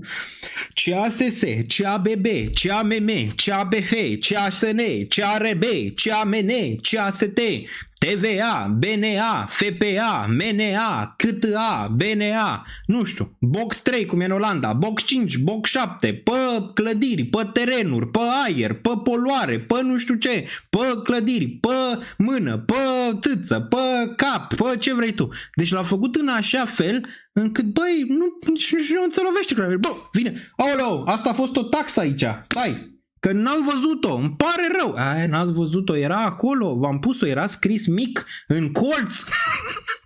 Bun. Hai să ne uităm aici. Ce se întâmplă, bun. Deci, cei de la Crypto aici, dați-le follow. Au articole bune și știri bune. UE pregătește cel mai amplu plan de supraveghere digitală. Chat control. Deci dacă o să vrei să-i zici lui una, auzi ce faci PC, ne vedem nu știu unde, dacă aia zici, aolo, m-ai discriminat, eu mă identific cu un pom, vede autoritatea. Bun. 19 din cele 27 state membre al UE susțin propunerea care ar permite scanarea tuturor mesajelor private trimise prin aplicații precum WhatsApp, Signal sau Telegram, chiar înainte de criptare, deci înainte ca ele să fie criptate, să duce la tata Sam și tata Sam zice, am văzut mesajul. Bun, și apoi puteți să încriptați, nu e niciun fel de problemă. Ce presupune planul? Fiecare mesaj, poză sau video trimis va fi analizat direct pe dispozitiv printr-un software de tip client-side scanning. Scopul declarat, combaterea abuzurilor asupra minorilor. În realitate se deschide calea către supraveghere în masă. Adică, da, ok, bun, băgăm asta, băgăm pentru combaterea asupra minorilor, ceea ce e un lucru bun, că așa au făcut tot timpul și taxele tot la fel au început. Taxele la fel, e un lucru bun, băgăm ca să facem străzi, autostrăzi, nu știu ce, bla bla, și apoi au tot adăugat și atunci dai 80% din cât câștigi, că e bun. În realitate, și așa el se deschide calea către supraveghere în masă în sfârșitul intimității în conversațiile digitale. Adică, ok, pe ăsta îl folosim, da, pentru combaterea abuzurilor asupra minorilor, da, să zicem așa. Dar dacă cineva din România sau din altă țară are ceva cu tine, da, și zice, bă, Daniel Niță vrea să candideze la președinția României sau la Senat, nu știu ce. Păi, nu știu, ia să vorbim cu el. Vedem dacă se aliniază la ce vrem noi să se alinieze. Ia să vedem. Și Daniel ce zice, păi eu doar candidez, eu am niște idei, uite, vreau, nu știu, 0 taxe la nu știu ce, vreau să facem infrastructură, dar vreau să atragem business sau alte, nu știu. Nu e bine. Pe urmă, dar nici nu mă interesează, pleacă. Da, și pe urmă vezi, găsești mesaje de cu 15 ani, vezi în media, cum a fost la asta, la zi, uite, un caz concret. Zi, mă, ăsta acum de vorbea Beat, zi, cum îl cheamă? Piedone. Vezi caz ca la Piedone. La Piedone l-au interceptat, că domne, nu știu ce s-a întâmplat, că nu l-au interceptat, bă, și pe urmă au dat și conversațiile cu soția, înțelegi? Adică au dat și conversațiile cu soția. Păi de ce le-au dat? Nu știu, nu înțeleg, adică, da, și când era el Beat și zicea lui ăla că îmi bag, îmi scot, îmi fac, îmi dreg, nu știu ce. Înțelegi ce vreau să zic? Adică chestii de genul ăsta deschid portițe. Deci, Daniel Niță a trimis niște mesaje. Uite, le-am văzut, îl băgăm, îl facem, îl dregem. Deci, dar credeți că până acum a fost, să zicem, la nivel de control? E bine, eu v-am mai explicat. Uniunea Europeană, din păcate, se uită foarte atent la ce face China și o lăsăm acolo. Atât vreau să zic. Bun. Franța, Italia, Spania, Suedia, Belgia, Ungaria și Danemarca, aceste țări sunt pro. Dacă Germania votează în favoare, legea ar putea trece oficial în octombrie 2025. Deci stăm la nemți. La nemți și la olandezi, care aici ăștia olandezii, ei cu privacy-ul sunt big. Adică aici e nasol, au niște legi de privacy foarte stricte. Nu cred că ar vota vreodată pentru așa ceva. Dar uite câte țări votează. Pe mine ce mă șochează din lista asta este Ungaria. Este Ungaria. Cum adică Ungaria votează pentru asta? Păi cum, nu era suveranistă? Sau ce facem aici? Sau e bine să fii suveranist și controlezi? Cum adică, știi? Adică nu că i-ar plăcea lui Orban să știe ce zic cetățenii, că oricum Ungaria se duce în jos. E numai în jos. Până și România acum a trecut peste Ungaria la salariu minim. În mediu, cred că mediu sau minim, nici nu mai țin minte. Deci Ungaria votează pentru a-ți vedea mesajele? Pentru a-ți vedea mesajele aici? Nu mai există decență, adică ce se întâmplă? Ce se întâmplă? Vă zic eu ce se întâmplă, le frică. Le frică că pierd puterea. Le frică. La ce s-a întâmplat în ultima perioadă în Europa și ce a făcut Elon Musk, că a încercat să destabilizeze Europa și toate astea și a mers pe o parte, le frică. Le frică rău. Le frică rău de tot. Rău. Și desigur când le frică rău, nu o să zică, domnule, ne mergem după ăia care fac. Nu, mergem după tine, cetățeanul. Da, lasă-i pe ăia care fac. Lasă-i pe ăia. Cum a început și Bolojan. Bolojan a început. A zis, da, uite, tăiem pensii speciale. Nu, lasă că aia intră mai târziu, vedem dacă... hai să tăiem și pensiile speciale, dar nu de acum, nu. Astea deja au ajuns la termen. Celelalte, lasă. Dar între timp TVA-ul s-a mărit, cum ne-a promis domnul Nicu Șordan că nu se mărește, s-a mărit, taxe se adaugă de la 1 și o să mai adauge taxe în continuare. Deci cine plătește? Bolojan face, taie, drege, dar pe banii noștri, nu? Asta zic. Bun, Dubai, nu vă place aia? Da, păi da, Dubai e cu căldura. Dubai e cu căldura, cu nenatura, cu toate astea. Știi, e artificială treaba la Dubai. Dar revenind pentru cripto, Dubai, în Europa, Slovenia, care are 0 taxe, Portugalia, Cipru, nu știu, Cipru e bun pentru companii, de exemplu. Dar în alte părți, Germania, că dacă ții un an nu te taxează, dar ține cont că ăia sunt destul de drastici, sunt nemți, să uită la fiecare părticică pe care o ai. Bun. Unde ai auzit tu de libertate în Dubai? Te referi la mine? Păi am zis că Dubai nu e libertate. Nu este libertate, vorbeam de taxe. Vorbeam strict de zona de taxare. În Dubai, îți dai seama că nu este libertate. Sunt prea puține locuri pe planeta asta în momentul de față unde ai libertate. Dar în Dubai, măcar, te lasă în pace, știi? Adică te lasă în pace, nu vine să te căpușeze. Acolo știi că n-ai libertate, dacă vrea sultanul să facă aia, face dregea aia, dar măcar nu te căpușează. Măcar sultanul dă el banii, știi? Aici mă căpușează și tot eu dau banii, înțelegi? Păi ce facem, mă? Adică tu mă căpușezi și tot căpușa dă banii. Păi nu mai bine mă căpușează sultanul și dă el banii? Asta zic. Bun, mai departe. Bun, conspirații. La ce te referi la conspirații? La ce? Ce zici de conspirații? Adică vorbim de conspirații? Nu. Legea asta ar putea trece. După cum vezi aici, mai au nevoie de un votant și să duce. Bun. Mai departe. Nu la tine, la cineva de pe chat. Unii vorbesc de Dubai, dar nu au mers niciodată. Da, am mers în Dubai. Mie nu-mi place. Să mă duc acolo doar pentru taxe? Păi m-aș duce pentru taxe dacă ar fi ok. Dacă ar fi ok, știi, aș plăti și plătesc. Adică da, dacă vii și mi-adau și faci și drești. Nu știu, mă, nu prea mai merge. Bun, moare sultanul după 1-2 milioane. Bun, Cipru. Nu mi-am luat cetățenia, nu. Dacă te referi la cea olandeză, nu. Dacă e să-mi iau cetățenia olandeză, trebuie să renunț la cetățenia română și nu vreau să fac asta, pentru că iubesc România așa cum e ea. Bun, tot din va pleca în România și Europa. Tot simt că vor veni vremuri grele aici. Da, dar nici Europa nu mai aici a fost, din păcate. Și poți să vezi asta când a înclinat capul în fața lui Donald Trump, Uniunea Europeană. Numai aici a fost. Euro e puternic pentru că eu v-am zis de la începutul anului ce va face Trump. Țineți minte, vă ziceam. Euro probabil va fi puternic pentru că Trump va devaloriza dolarul să fie el bine pe partea de comerț. Da? Să dea bine pe partea de comerț extern. Și asta a și făcut. Am intrat să dau like și resubscribe. Apreciez foarte mult. Deci asta ar putea să fie o realitate. Aici. De ce? Păi le frică. Pur și simplu le frică că pierd puterea. Totul în lumea asta se reduce la putere, din păcate. Și nu înțeleg de ce. Se va mai schimba treaba, tehnologia. Natura umană poate să fie schimbată doar printr-o fuziune cu tehnologia la un moment dat. Altfel nu poți să o schimbi. Natura umană totdeauna vrea putere, să arate că e cel mai tare și dacă nu vrei tu, o vrea altul. Aia e, și te bagă sub masă dacă nu vrei tu.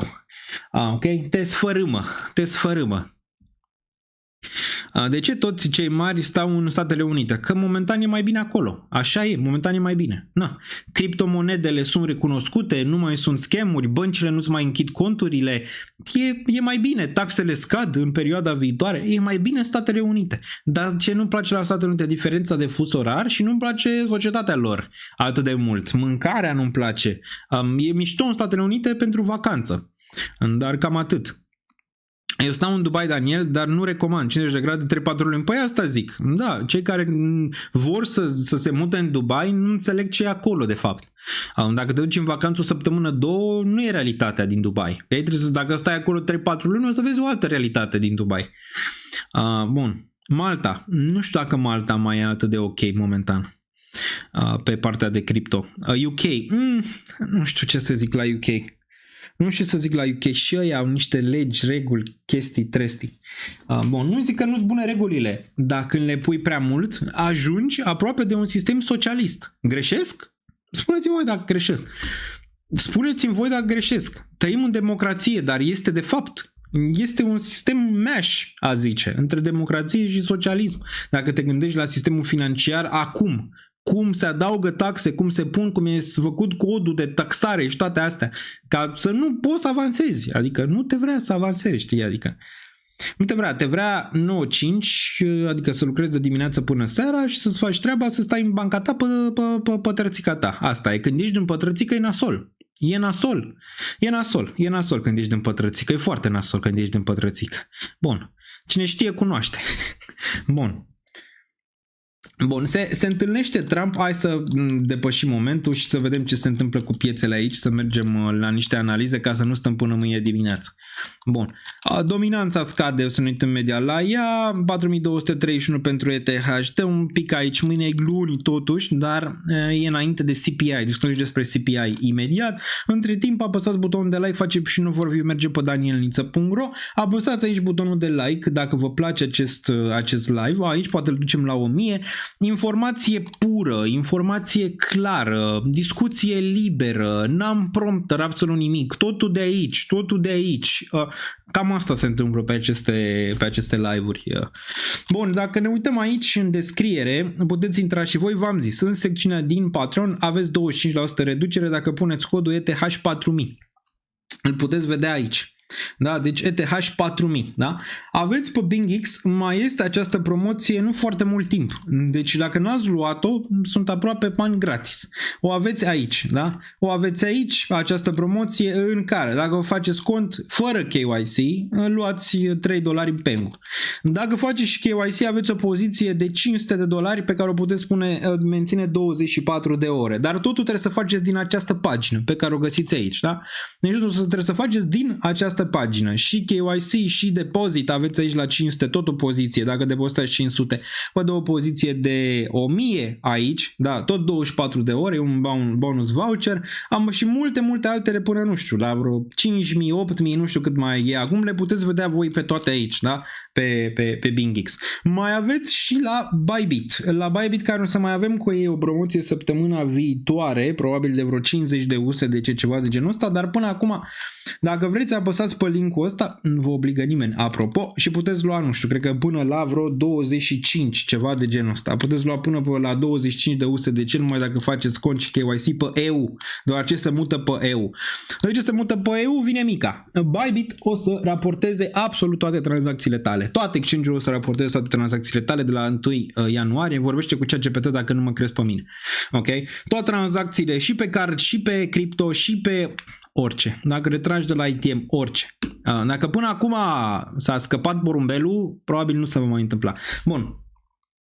Aveți aici, puteți da și cadouri de membership pe Patreon, aveți VPN. Eu folosesc acest NordVPN, cred că 4-5 ani, nici nu mai știu, dar mereu îl folosesc, deoarece îmi place ca datele mele să rămână cât de cât private, să nu se fure. Tocmai ce am primit un mesaj de la o agenție de avioane, da, că mi-au pierdut anumite date. Vezi? cum se întâmplă, deci eu zbor cu ei constant alea, bă, și oamenii îmi pierd datele. Dar da, asta zic, cel mai bine e să le protejezi și le poți proteja cu un mega discount. La NordVPN poți să vezi aici, poți să dai, uite, pe lună 2,91, ai reducere foarte mare, 74%. Poți intra pe linkul ăsta la Nord. Ai mărci și dashboard aici, danielniță.ro, bam, îl apeși aici, danielniță.ro, rapid. Și puteți să vedeți, dacă intrați la secțiunea de dashboard, bam, bam, bam, puteți să vedeți dashboard-ul ăsta. Puteți să-l vedeți și acum, nu trebuie să vă faceți cont. Ca să faceți cont trebuie să vedeți restul din acest dashboard. Deci trebuie să faceți cont ca să vedeți restul. Dar pentru dashboard îl puteți vedea, uite, vi-l pun aici, bam, pe dashboard. Bam, rapid și se poate vedea ce vedeți aici. Crypto overview, despre care vom discuta imediat. Stocks overview. Deci l-avem amândouă în același view. Fear and Greed-ul aici, inflația, NFP-urile, interest rate-ul, FOMC-ul, asta toate le găsiți aici în secțiunea asta. Total market cap, bam. Aveți și separat crypto aici, dacă apăsați rapid, vă poate duce să vedeți planețelele, da? Adică ce creșteri sunt. Aici puteți să vedeți dominanța ETH, dominanța BTC, creșterile pe ultima oră, 24 de ore, la cele 1000 de criptomonede cel puțin momentan, și la acțiuni trebuie să faceți cont. Ca să puneți la favorite criptomonede, ca să puneți la favorite acțiuni și să vedeți secțiunea de acțiuni, trebuie să faceți cont. Da? O să vă dea pop-up, bam, fă cont. Și poți să vezi secțiunea asta. Poți să pui la favorite, poți să te uiți la ce vrei tu, ca să nu te uiți la tot ce vezi aici.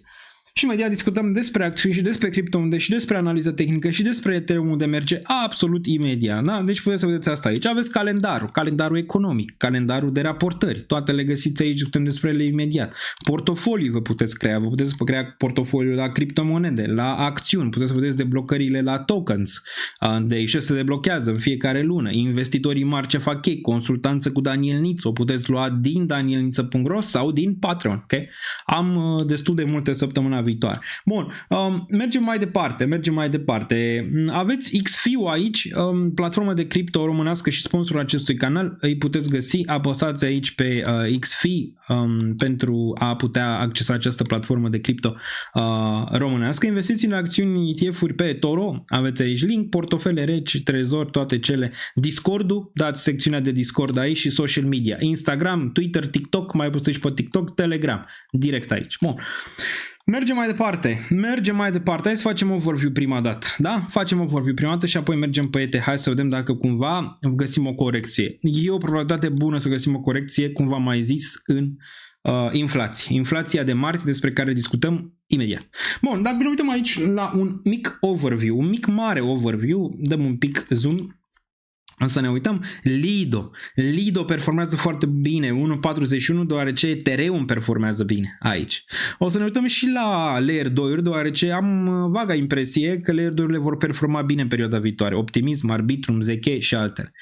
Link-ul 22, dacă menține 20 la final de săptămână, este excelent. Discutăm și despre închiderea de săptămână pe majoritatea piețelor. Hyperliquid se ține bine în continuare pe ăsta, probabil ăsta se va duce spre 100 la un moment dat. LTC undeva la 123, dacă am zis eu că se duce la 100, nu înseamnă că se va întâmpla, apropo. Riscul trebuie să vi-l calculați dacă investiți în ceva ca Hype. Eu nu investesc în el pentru că a crescut prea mult și vreau să-l iau la $10. Acum e 45 și am apucat zona aia.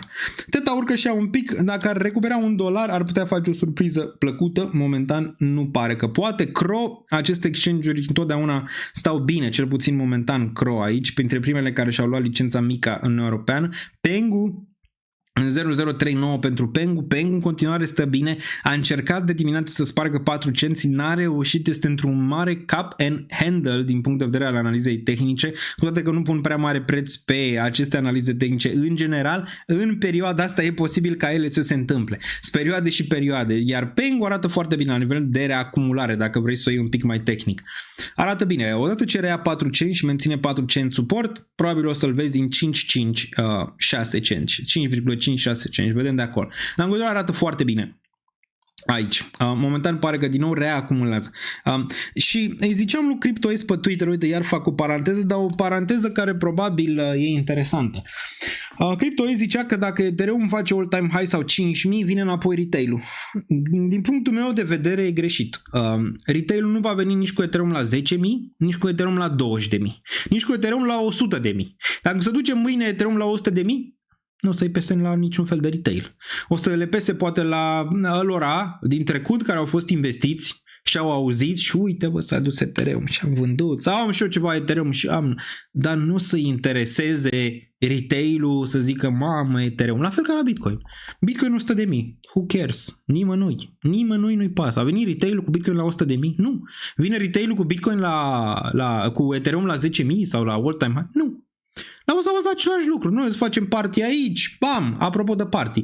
Ați vrea un party să facem la Ethereum all-time high? Desigur o să aibă și intrare. Probabil undeva între 30 și 50 de euro pe care o să puteți plăti și în cripto. Fie plătiți direct în cripto, fie plătiți prin cardurile de cripto. V-ar interesa, adică strângem, nu știu, 100-200 de persoane, dacă v-ar interesa, lăsați pe chat, doar ce am putea să o facem. Desigur, nu exact când face Ethereum all-time high, ci când trece de vreo 5.000 sau chiar 5.200. Ca să nu facă all-time high, facem party-ul peste o săptămână și pe urmă Ethereum la 3.000. Știi, și pe urmă facem party de all-time high. Trebuie să treacă de o anumită zonă. Dacă e interes, mă ocup, rezolv, facem nu neapărat party, facem și meetup.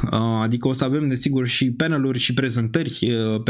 O să fiu acolo, o să fac anumite prezentări pentru criptounde, pentru piețe și toate cele. Dacă ar fi interesant, am mai făcut asta deja cu cei din grupul de patroni și care a fost tare.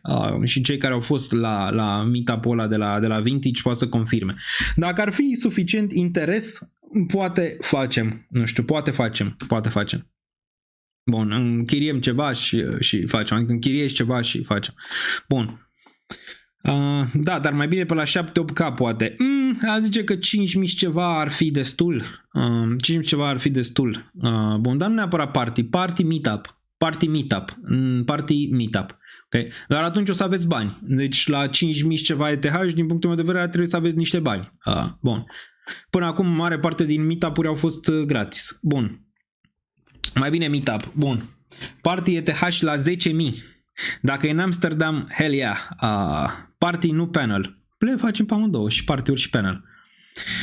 Da. O să mai pun și un poll la un moment dat pe Twitter dacă e interes și poate ne organizăm. Vin și eu în Amsterdam, nu facem în Amsterdam, o să facem probabil în București, că e cel mai accesibil, mare parte din comunitatea în România.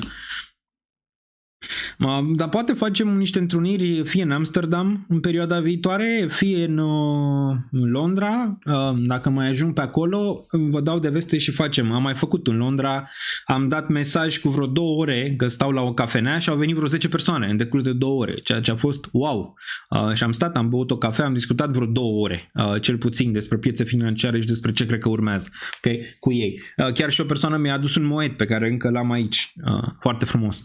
Dar o să mai facem probabil de astea ad hoc, adică dau un mesaj, uite, sunt la cafenea asta pentru următoarele 3, 4, 5 ore în Amsterdam sau vă anunț cu o zi înainte că sunt în zona respectivă și atunci am putea face ceva. Bun. În Amsterdam să fie party. Da, dar în Amsterdam nu ajunge multă lume și asta e problema. Bun, și asta îi ziceam revenind. Asta îi ziceam lui CryptoAce. Nu cred că retail-ul o să vină. Nu cred că retail-ul o să vină până când, nici măcar dacă altcoin-urile vechi performează, nu o să vină retail-ul din punctul meu de vedere. Doar ce mulți 3 ori cum au vândut sau dacă or să performeze o să ajungă spre break-even sau profitabilitate mică. Trebuie să urce ceva ca Pengu, de exemplu. Dacă Pengu ar urca la 50 de cenți, $1, atunci am avea retail nou. Deoarece dacă intri pe pagina lor, e fix, să zicem, la nivel de community, e fix ce ai nevoie pentru a atrage retail. Hai să intrăm un pic la ei la pagi. 2 secunde să ne uităm aici. Dar nu doar pagi, ceva de genul. Nu trebuie să fie neapărat pagi. Trebuie să fie ceva de genul. Cum a fost SHIB, cum a fost Doge. Ce a venit retail-ul în momentul când a făcut Bitcoin, nu știu, 15.000 puțin. Au venit mai mulți când au auzit de Doge, de SHIB, când pastorul venea și zicea, băi, pastor venea și zicea, SHIB nu cumpărăm enoriași. Aia, tată. Ăla retail, înțelegi, care a venit pe partea respectivă. Și ar mai trebui și ceva, un proiect românesc să bubuie, că ne-a lipsit. De exemplu, a fost Multiverse X, care acum să chinuie să spargă $20. În trecut a făcut 500 și a adus foarte mult retail pe România. Dar nici pe extern nu există retail nou, pentru că n-ai. Deci n-ai. Dacă ceva de genul ăsta nu se întâmplă, retail nou nu vine mai devreme de 2027-2028 în următoarea criză financiară. Okay? Fie o criză mare financiară, cum am zis, un reset, așa, să-i trezească, fie ceva de genul ăsta. Fie ceva de genul ăsta. Okay? Fie ceva de genul ăsta. Care putem să vedem 1,9 milioane de followers pe Instagram, pagi. Și astea atrag. Dai la prieteni, ia uite mă ce a mai făcut pagi, dai la iubită, dai la amantă, dai la soție, habar n-am. Dai între, băi, pagi, ok, pagi, uite și pengu, știi, adică îți aduce retail. Vedor la asta asculte, plus că ei fac un joculeț. Apropo, nu mă plătește cei de la pagi, de la Pengu, n-am vorbit niciodată cu ei, nu mi-au dat un Pengu, asta ca să fie absolut clar pentru toată lumea. Nu-ți plătesc la cei de la pagi, doar că ei ar putea atrage retail-ul. Ok? Bun, dar în rest nu. ETH poate să facă și 1 milion, degeaba. ETH nu e pregătit pentru piața internațională, e doar un stack of value mai performant. EGRD rupe la performanță, cum am zis mai devreme. Nu e doar despre performanță. Nu este doar despre performanță. Este despre timp. Ethereum aici de timp, n-a picat. A avut o singură dată probleme, a trecut peste și porun papa, la revedere. Merge chain-ul 99,9% din timp față de altele, Solana, Multiverse X de exemplu. Punem ce are momentan pe chain Ethereum, pune pe Multiverse X, ia vezi, merge? Cât timp merge? Și asta e o întrebare. Adică la nivel de cât timp poate să meargă pe o capacitate mare. Chiar dacă Ethereum e mai încet, momentan, are layer 2-urile alea care sunt cât de cât mai... nu sunt atât de descentralizate, sunt mai centralizate. Asta era cuvântul, sunt mai centralizate, totuși e mult mai sexy decât multe dintre celelalte. Pentru că n-au trecut testul timpului și n-au trecut testul tranzacțiilor și toate cele. Ok? Bun. Să facă la BubuCoin. Bun. Dacă ajunge Pengu la 0,5 cenți, mi-l tatuezi pe frunte, zice aici Skyrider. Da, ceva de genul ăsta trebuie să se întâmple, vezi?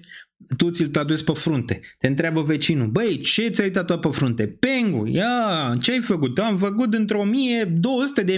Aoleo, uite merțanul ăla, vezi? Pe Pengu l-am luat. Deci asta trebuie să se întâmple, cum a fost cu Shiba Inu. Am băgat 1000 în Shiba Inu, am 10.000.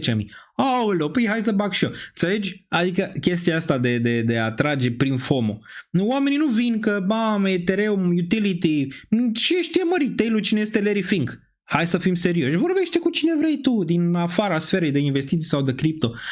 Să-i zici, ai auzit ce a zis Larry Fink? Auzi, Georgel, ai auzit ce a zis Larry Fink? Tokenizare masivă, totul se va întâmpla în următorii 10 ani, totul va fi tokenizat și totul se va întâmpla, Georgeta, pe Ethereum. Și au să zică, cine e Larry Fink? Ce naiba-i tokenizare? Ce mă, lasă-mă, că mă duc începe insula iubirii. Pleacă! Știi? Adică în niciun caz nu o să întâmple așa. În niciun caz nu o să întâmple așa. Sau zici tu, uite, mi-a zis nu știu cine, Daniel Niță, nu știu, uite-te la el și să uite ce pe aici, că vorbește extraterestră. Ce vorbește aici? Tokenizare, DeFi, de-astea. Când zici de un pinguin, uite-mă un pinguin. Uite, Georgeta, un pinguin. Ia. Uite pinguinul. Uite, pinguinul este albastru, are cioc, bic, așa, uite cât de frumos arată, e așa, poți să-l faci în diferite feluri, poți să-l dai în grupurile de WhatsApp, poți să-l pui, uite cât de funny e, țin o carte, faci ceva. George, îmi place, îți stau și eu la prietenele mele, uite un pengu, ia. Vezi? Asta e, tată. Ăla e. Dacă e, ăla e. Bun. Imediat facem și Ethereum. Atunci LTC e cel mai bun. Ajungem și la LTC să-mi amintiți. Deoarece LTC în sfârșit merge spre zona aia de altcoin season. Da? Bun. Deci teoria că dacă face Ethereum drege vom vedea retail-ul, nu o văd. Nu o văd și am mai prins cicluri de piață. Nu o văd. Poate mă înșel, dar nu o văd. Nici dacă performează Atom, DOT, nimănui nu o să-i pese. Atom a făcut din $4.20 și DOT a făcut din 5.25. Bine, și na. Ok, am mai fost acolo.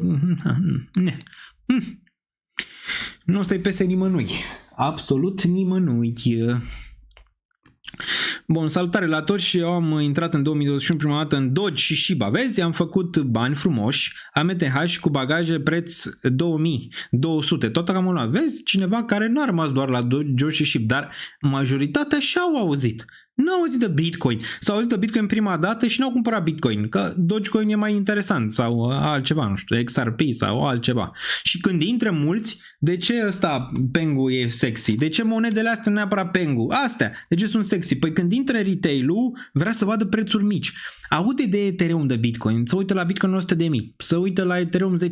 Deci, $10.000 pentru unul, dar unde să scot eu atâția bani? Eu vă zic cum gândești, retail. Dar unde să scot eu atâția bani? Uite aici, vezi? Na, uite, ăsta are 3 cenți. 3 cenți? Păi poate să facă și ăsta 100.000. Cum? Păi ia uite, cum să nu poți să facă 100.000? Și cumpără la 4, la 6, la 22 de cenți, la 33 de cenți, la 50 de cenți, la 61. Aude cineva de Pengu la $1. E Pengu $1. E oportunitate să duce la 10.000. Uită-te la ETH. Aia, tat. Aia e zona în care ești într-o zonă foarte exuberantă a pieței. Nu asta. Asta nu e nicio zonă exuberantă a pieței. Absolut nimic. Nu ești în zona aia. Absolut deloc. Dar dacă ceva de genul ăsta nu reușește, ok? Dacă ceva de genul ăsta nu reușește să spargă algoritmele, nu ai nicio șansă. Nu ai nicio șansă. Nu-i pas nimănui. Nu-i pas. Te duci, nu știu, zici tu, luna. Deci, auzi, am făcut, uite câți bani am făcut din Ethereum. Câți bani ai făcut, Georgic? Am băgat la 2000, acum am scos la 5000, am făcut $7.000. Oh, ai făcut $7.000. Bine, pa, la revedere. Bun. Nu o să fie Pengu, prea mare market cap. Depinde. Ai dreptate aici. Capul e mare momentan. Ar putea să fie altceva? Rămâne de văzut. Capul e mare. Depinde cât de sus se duce bulul. Dar aici ai dreptate. Problema cu Pengu e că are capul mare. Are market capul mare. Dar dacă bagă băieții niște bani mai mulți, posibil capul să nu fie mare. N are potențial. Are și N. Poți să treci direct la Altcoin Season. Uite, vezi, cineva doar de Altcoin Season e interesant. Altcoin Season care vine odată ca alegerile prezidențiale, odată la 5 ani. Bun. Ne uităm aici, ne întoarcem la planete. Uite, luăm Chainlink-ul. Nu vrea să-l iau. Ai văzut? Bam, l-am apucat și a zburat. S-a dus în gaură neagră. Bun, deci vedem aici Chainlink-ul 4%. Hype-ul ziceam de el, Ray. Farcoin. Băi, vă plac live-urile astea? Mie îmi plac enorm de mult. Enorm. Lăsați pe chat dacă vă plac live-urile astea. Bun, Bonk. Și ăsta a performat bine, dar ai nevoie de ceva nou. Din top 100, ceva nou e ăsta, Pengu, nou. Nici măcar SPX ăla 69.700 sau WIF sau nu-s noi astea. Cumva astea se mai știe lumea. Uite, ăsta are un WIF aici. A fost, știi, ăsta a adus mult retail, dar pe Solana în trecut ăsta a adus mult retail, dar retailul ăla n-a dus în sfera, n-a rămas în sfera ulterioară. Încă mai e parte din retail-ul ăla. E un pic amorțit ăla din Solana, ce-i drept. Încă e acolo retail-ul ăla, ce-i drept. E un pic amorțit. Dar se vor activa în momentul în care ceva în sfârșit va performa pe partea de meme-uri. Bun. Îți plac meme-coin-urile, nu-ți plac că aduc oameni în spațiu. Ceea ce nu poate să facă Bitcoin și Ethereum. Bitcoin și Ethereum au zid la retail. A fost vremea lor, 2015-16 pentru Ethereum, 2017 pentru Bitcoin. A fost vremea lor, a trecut vremea lor. Nu mai e vremea lor de a atrage. Bitcoin, Ethereum și încă câteva mai mari nu mai sunt pentru retail, nici măcar poate pentru investitorii care sunt deja, dacă nu au investit până acum, sunt pentru instituții. sunt pentru un BlackRock, sunt pentru Larry Fink, pentru băieții aia, Fidelity, toți aia, în fondurile de pensie. Ați văzut că cea mai bully știre acum că Trump a dat drumul la acel 401k, așa, pentru cripto. Deci poți să spui în pensie, dacă vrei, cripto, ceea ce în Europa nu prea poți momentan. Bun. Nu mai zic de România. Vreau și eu cripto în pilonul 3. Păi face sevraj acolo Bolojan. Doamne ferește, vreau să trăiască Bolojan la infinit. Bun. Bun, Ungaria l-a ascultat, sunt în față. Cazul Pegasus au cumpărat din Israel, l-au infestat peste 1300 și au ascultat tot. Ok. Bun, am înțeles, da. Deci ungarii sunt în față la treaba asta. Bun, imediat continuăm, da. Bine, hai să continuăm cu piețele, dar să-mi amintiți să mergem la Trump cu Putin, deoarece posibil să fie o întâlnire vineri. Și vă zic acolo că istoria asta s-a mai repetat odată. Și vă zic că Israelul, care vrea să intre acum în Gaza, să o ia de tot, că asta a zis Netanyahu, că vrea să o ia și pe urmă să o dea înapoi. Așa, nu este random.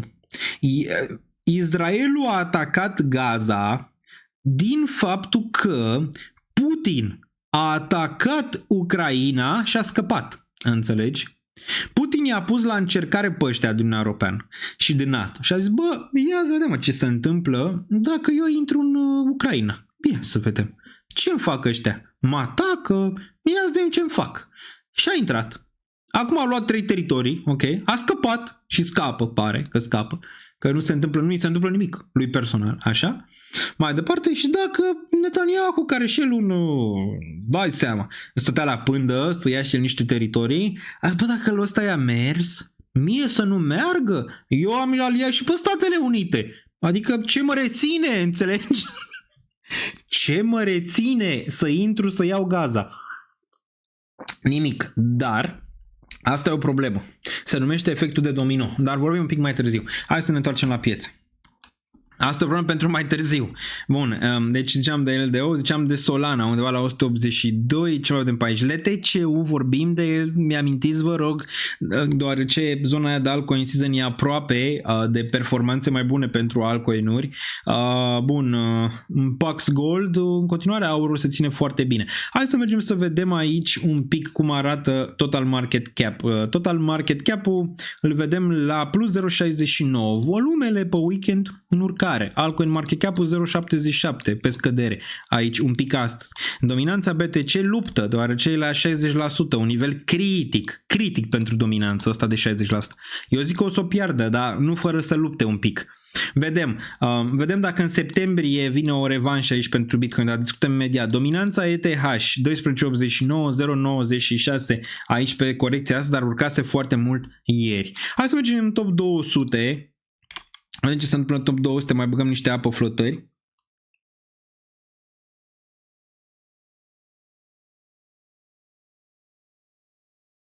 Singurul semnal de top relevant este când iese maneaua cripto. Bun. Câteodată da. Zora pe urcare, asta s-a listat pe Binance și ăsta la fel probabil. Mix Finance la fel pe urcare. BIM-ul v-am zis să-l țineți pe radar, era pe la 0,6, acum e 0,84. Gaming-ul, din ce m-am uitat pe stats, urcă pe sub radar. Urcă pe sub radar aici. Probabil să avem surprize de la gaming. Și BIM probabil e acolo în top. BIM. De ce? Păi o să fie ăsta Pagi care își listează joc. Da? Un fel de Mario Party, care e foarte tare dacă s-ar întâmpla treaba asta. Da? Și BIM, fiind pe gaming, o să profite și el. 0, Layer 0 în sfârșit urcă un pic, 20%. Dogo urcă aici, mai coinute pe Bitcoin, interesant. Useless, 18% pe urcare. Dash pe urcare. În rest, ZK vedem corectează 0,71. În ZK ne uităm la majoritatea. ZK, Arbitrum și multe sunt într-o formațiune de invers, head and shoulders, o formațiune bullish sau mai pe românește acumulare. într-o regiune de acumulare. Probabil vor da drumul la motoare în perioada viitoare, mai ales dacă Ethereum face all-time high până la final de august. Vedem, discutăm imediat dacă asta se va întâmpla. Dacă e să facă all-time high, nu va face într-o duminică, probabil va face într-o miercuri. Țineți minte că Bitcoin de obicei marți, miercuri face all-time high. A făcut all-time high în trecut, chiar și-am prins pe unul dintre live-uri. Sperăm data să fie la fel. Țineți minte când am deschis șampania pe Pavarotti sau ce naiba era, acolo nu mai țin minte. Vivaldi, Pavarotti și era, se ducea într-o miercuri frumos, așa o să vedem și acum. Nu știu dacă e miercuri asta sau peste o lună miercuri. Vom vedea. Vom vedea, dar Ethereum Watch Party probabil urmează.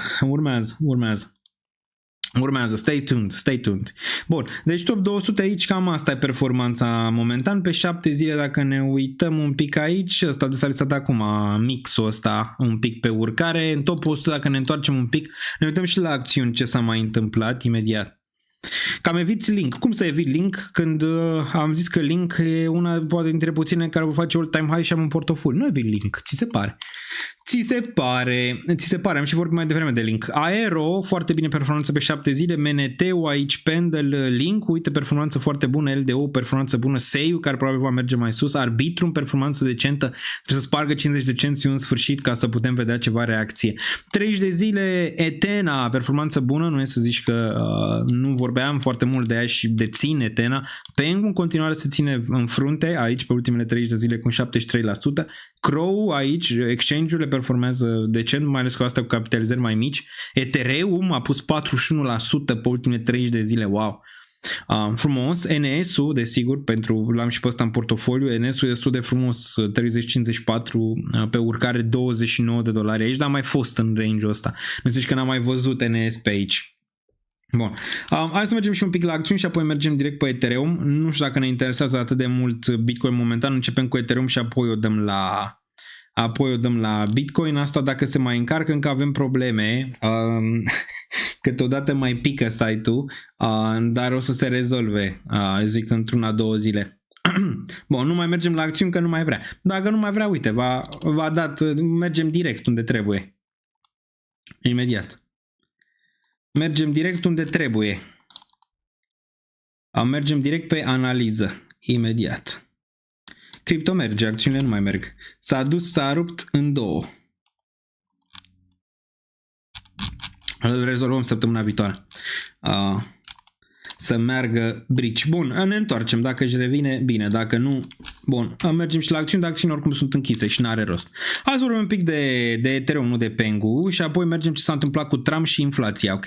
Ca să le abordăm pe astea. Dacă mergem pe ETH aici, 4232 pentru ETH și hai să mergem pe ce exchange? Hai să mergem pe Coinbase. Bun.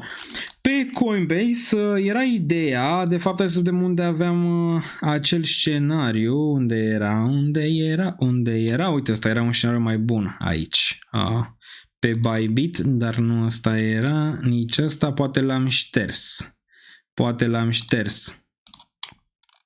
bun, e ok atunci.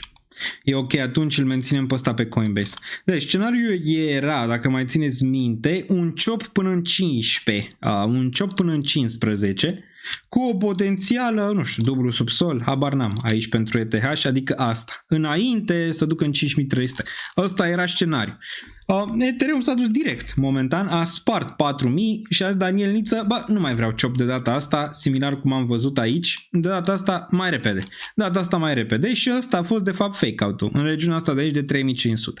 Încă mai poate să aibă un fake-out, înapoi, nu știu, sub regiunea de 3800, e încă posibil, dar probabil până marți, că pe urmă nu știu dacă mai vedem. Până marți poate vedem ceva de genul ăsta, dacă ar fi, sau săptămâna viitoare. Cu toate că 4 ore arată bine. Hai să vorbim de targeturi acum, deoarece unul dintre ele a fost atins. Hai de targeturi lăsăm. Când ești în urcări de genul ăsta e foarte greu să aproximezi, să zicem dacă face pullback sau nu, dar o să ne uităm și la asta, să avem o idee și acolo. Dacă ne uităm aici, nu este exclus de ce a corectat din regiunea asta. Vorbeam și data trecută că dacă sparge 4000, probabil următorul target va fi undeva 4285, 4300 și un pic.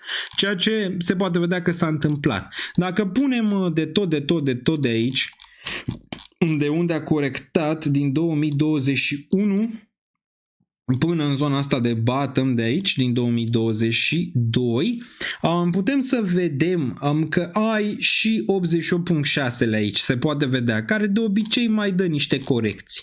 Totuși, la macro, dacă e să ne raportăm, dacă faci aceeași mutare ca Bitcoin, e destul de simplu unde ar putea fi primul target macro.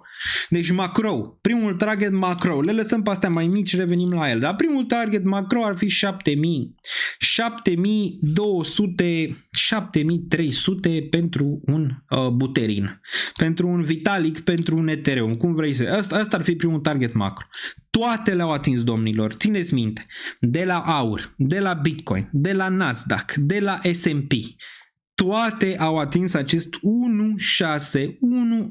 Fibonacci. Va fi diferit pentru ETH din punctul meu de vedere, chestiune de timp, până când vom vedea și ETH la 1.618, dar e foarte probabil să fie spre un final macro de ciclu, nu doar pe cripto, doar și pe alte. Okay? Bun. Acum, la nivel micro, că am zis că revenim. Deja la nivel micro, din această corecție pe care ai avut-o aici și acum vedem că este bottom în regiunea asta, ți-a atins 1.618 și a corectat, ceea ce e ok. Următoarele targeturi ar fi aici, 4.864 all-time high-ul, pe care probabil îl vom vedea. Îl vom vedea. E foarte probabil până la final de august, după cum arată. Eu zic că până pe 17, țineți minte, teoria mea era că până pe 17 spargem 4.000, 4.500 sau chiar all-time high. Și aici mă referam la 17 septembrie. Okay? Deoarece aici se va tăia dobânda. Deci, până pe 17 septembrie, din punctul meu de vedere, e foarte posibil să vedem și probabil să vedem all-time high. Cum ajungem acolo, asta rămâne de văzut. Dar e foarte probabil până pe 17. E posibil ulterior să vezi 2618 și targetul la all-time high este aici, este la 5400. 5400 care desigur ar fi același target pe care l-am măsurat din mutarea asta de aici, ok? Deci dacă am fi să măsurăm aceeași mutare, ar fi 5400. 5400 la intermediar ar face sens. Nu știu dacă până la final de an vom avea 5400 sau mai devreme de final de an vom avea 5400. E foarte posibil ca septembrie, după înainte de 17, nu știu, pe 10, 15, să corecteze piața. De ce? Se taie dobânda priced in până atunci. Dar eu zic că nu se va termina ciclul aici. Cel puțin eu așa o văd. Nu cred. Dacă Ethereum va rula 6.000, 7.000 până la final de an, discutăm. Dar dacă nu trece de 6.000 până la final de an, e foarte probabil cel puțin pe ETH să nu se termine aici. Și să vezi până în mai 2026 sau februarie, martie, aprilie. Până în aprilie, a zice. Înainte de mai, înainte să plece Jerome Powell. Aprilie, mai, dacă e să o luăm așa, acea mutare în 1618 sau peste. Sau peste. Nu știi. Ce știm despre criptomonede? Când intră în ceea ce se numește price discovery, nu mai are rezistență. Când nu mai are rezistență, nu ai nevoie de foarte mare capital să poți să o duci foarte sus, foarte rapid. Ca la Bitcoin. Te-a spart 70.000 în sfârșit, s-a dus în 100. S-a dus în 100, pe urmă s-a dus mai sus de 100, s-a dus în 120. Nu mai are rezistență, se numește price discovery. Acolo de obicei e nebunie. La fel la orice altă criptomonedă, la fel și în jos la price discovery, în momentul în care nu mai ai subsol, nu mai ai suport, te duci, că e foarte ușor să duci prețul în jos, doar cel mai se panichează. La fel și în sus, nu sunt selleri de cele mai multe ori în zonele astea, deoarece cine a vrut a vândut. Cine a vrut a vândut, a avut suficient, adică a avut 4 ani. Cine a vrut a vândut, cine a vândut probabil va ține, iar market makerii îl vor împinge foarte rapid în zonele superioare, ok? Și aproximez că asta se va întâmpla și cu ETH. Deci la timeframe-urile mici ne putem aștepta în următoarele săptămâni să vezi all-time high. 3-4 săptămâni, habar n-am, rămâne de văzut pentru ETH. Pe timeframe-urile mici, posibil să mai vezi ceva corecții. Hai să analizăm timeframe-urile mici, RSI-ul, toate alea, ca să putem avea o idee bună la ce ne putem aștepta în perioada viitoare. Cu toate că știm că în zonele de hype analiza tehnică nu prea mai are aceleași rezultate cum are când piața este mai așezată. Bun. Dacă ne uităm aici la timeframe-urile mici, vedem o încetinire, dar încă stă RSI-ul în regiunea asta superioară. Nu ne arată absolut nimic RSI-ul aici. RSI-ul pe 1 hour îți arată că vrei mai sus în primă fază. Dacă ne raportăm la asta, doar ce ai urcat înapoi peste SMA 14, pe aia că avea un pic mai sus. Un pic neutru bullish pe 1 hour. Pe 4 ore nu ne arată absolut nimic. Iar pe daily, dacă vrea să se încarce, cred că și internetul e un pic strâmtorat astăzi. Pe daily, da, uite, pe daily e singurul care ai zice aici niște divergențe puternic dezvoltate bearish. Okay? Ai avut și aici, că vorbeam de ele, a venit mutarea asta din această divergență bearish și acum mai faci una aici, în range-ul ăsta. Asta zicem că ar putea să fie red flag-ul ăla, această divergență bearish de aici, în care putem să vedem că puterea prețului e mare, puterea RSI-ului mai mică, nu e excelent. Altul îți arată că stocastic, uite, daily-ul arată un pic ne arată un pic ce am putea vedea săptămâna viitoare, adică posibil corectiv în inflație. Iar MACD-ul arată bine. Ce nu îmi place aici, RSI-ul și cu stocasticul, care pare că pe termen scurt, țineți cont, termen scurt am putea găsi niște corecții, normal. Dacă ne uităm la unde este nou EMA-ul, ia uite unde e la 3926, asta poate să vină sub 4000 să fie ok. Aici, în momentul de față. Nu cred că se face chiar atât de adânc. Că de adânc se poate duce, nu știu, 4063, 4068 am putea vedea. În 12 ore, 4050. Pare că 4050 ar putea fi relevant în zona de inflație, dacă ar merge. Bun, acum, dacă ăsta e fake out, îl vei vedea de-abia sub zona asta de aici de 3800. Deci 3800, dacă ăsta e fake out, adică dacă mutarea asta e de fapt fake out, nu înclin încă spre asta, dar trebuie să vedem mai multe date, o să vezi de-abia aici. Și dacă ăsta e fake out, știm ce urmează, nu? Chat? Urmează de fapt asta. Și apoi asta. Dar momentan e un pic invalidat scenariul ăla. E un pic invalidat pe mutarea asta de aici, adică e invalidat scenariul respectiv. Cum am mai văzut aici, de exemplu. Se poate observa că, să zicem, seamănă 1, 2, 3 topuri, 1, 2, 3, aici ai avut chiar 4 topuri, aici aveai și divergență bearish, da, inclusiv aici aveai un pic de divergență bearish, dar nu pe ultima mutare. Pe ultima mutare se poate vedea că nu era în divergență bearish aici, ok? Nu înclin spre aia, ok? Nu înclin spre aia momentan, nu înclin, adică asta să fie fake out momentan. De ce? Volumele. Volumele nu-mi indică aici că ăsta ar fi fake out în momentul ăsta. Okay? Adică n-am indicația că ar fi fake out. Iar acest breakout pare unul legitim în momentul ăsta. Poate să vină să-l retesteze, da, săptămâna viitoare. Poate să vină să-l retesteze. Dăm și concluzia la final, adică stați fără grijă. Concluzia ar fi timeframe-urile mici. Posibil să mai încerci o dată mâine. Mâine este luni. Să încerci iar 4300, 4400, cine știe, poate un pic mai sus. Dar cred că marți, miercuri iar vedem corecția. Și corecția, dacă vine, probabil va veni undeva spre 4000, 4050, 4100, regiunile astea de aici. Și puțin asta cred că se va întâmpla săptămâna viitoare. Ulterior cred că va ține și va spulbera spre all-time high. Adică va spulbera spre all-time high, cum era și analiza inițială. Uite cum arată weekly-ul. Dar știm foarte bine, pe weekly-uri de genul ăsta cumva începe să se retesteze. Încearcă să se retesteze din candela asta. O candelă fenomenală. Cea mai bună închidere de weekly din decembrie ar fi de aici. Decembrie 2021. N-am mai închis aici. 4200 n-am mai închis din 6 decembrie. Wow. Din 6 decembrie n-am mai închis peste nivelul ăsta. Deci o închidere fenomenală aici. O închidere fenomenală ar fi de săptămână pentru ETH aici. Nu poți să fii bearish pe așa ceva la macro. La micro poți să mai vezi ceva corecții. Vorbim și despre inflație imediat. E posibil să vină ceva de acolo? Eu zic că e posibil, dar cred că mai repede o să fie impactul lui Trump de săptămâna viitoare și poate o neînțelegere între Trump și Putin. Aia ar putea să fie cât de cât nociv. Deoarece eu v-am zis, Putin este stilat. Putin este crescut, Putin este KGBist, Putin. Adică are chestiile lui, să zicem, și Trump nu prea. Trump în sfera mai nouă, hai să facem deal-ul, să dau bine, să alea și ar face cam multe ca să poată să facă deal-ul, cum l-a făcut pe ăla cu Azerbaijan și Armenia și vă arăt imediat.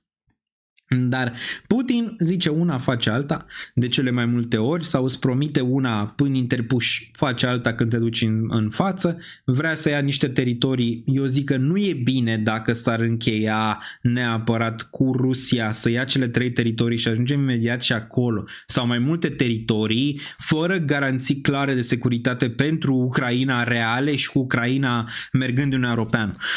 Dacă nu se va termina așa, sceptic pentru jocul lui Putin pe termen lung sau Rusiei pe termen lung. Okay? Bun.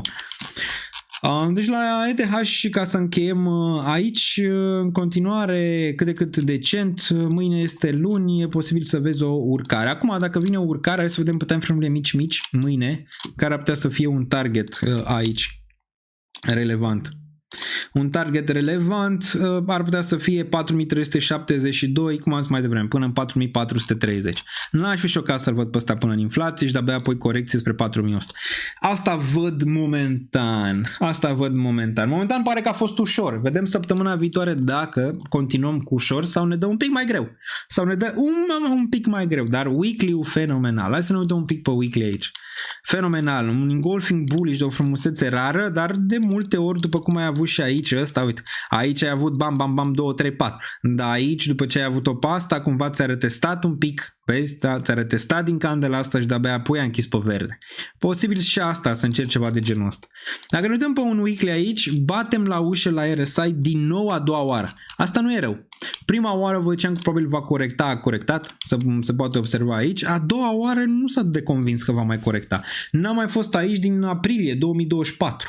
Deci de ceva timp, un an și, aproape să fac 2, un an jumate în regiunea asta. E posibil să stea de data asta. Problema e că aici sunt topurile. Okay? Aici e topul din februarie 2024, aici sunt topurile din 2021-2022, dar poți să stai aici după cum observi o perioadă. Aici sunt topurile din 2017, intră într-o formațiune de top. Da, eu zic că măcar trebuie să ajungă la 1,80 ca să ne gândim la un top, adică să atingă din nou nivelul ăsta sau spre nivelurile astea superioare pentru ETH. Are în continuare spațiu de manevră aici, în regiunea asta și poate să ducă repede. Cum s-a dus aici repede, poate să ducă repede în sus. Are spațiu de manevră. Bun, stocasticul am zis, poate să stea aici frumos. A venit, a corectat aici și acum poate să stea să șerpuiască aici o perioadă. Bam. Ulterior se va întoarce, dar poate să șerpuiască cum a șerpuit aici. Se poate observa cum a șerpuit zonele astea de aici o perioadă. Chiar dacă mai corectat un pic. Poate să șerpuiască range-urile astea superioare. Adică bam. În lateral.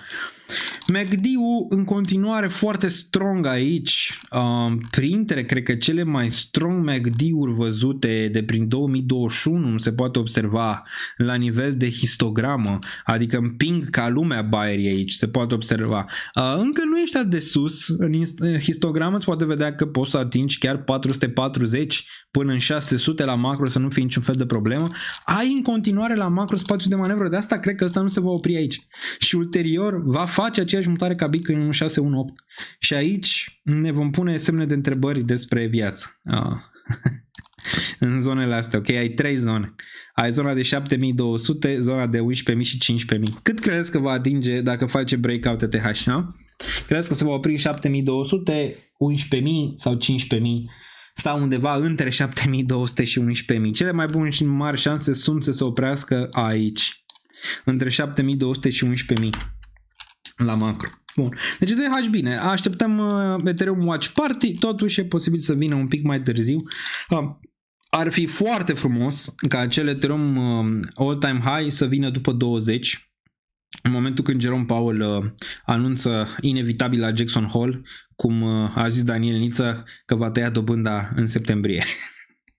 Și atunci ar face sens. Ar face sens, ai avea confirmarea, inflația sub control, Jerome Powell confirmă și el, cedează. Ai avea confirmarea de pe 20, 21, 22, 23, depinde când vorbește la simpozionul ăla, până în 17 să-ți facă all-time high. Nu? Sună bine, dar nu doar că sună bine, dar ai și chestii concrete la care să te aștepți. Azi un pic despre inflație și ce ne așteptăm și acolo, un live clar, concis, ca de fiecare dată, cu informații foarte bune din toate sferele. Bun, mergem să ne uităm un pic și la inflație, să vedem ce se întâmplă pe zona de inflație imediat.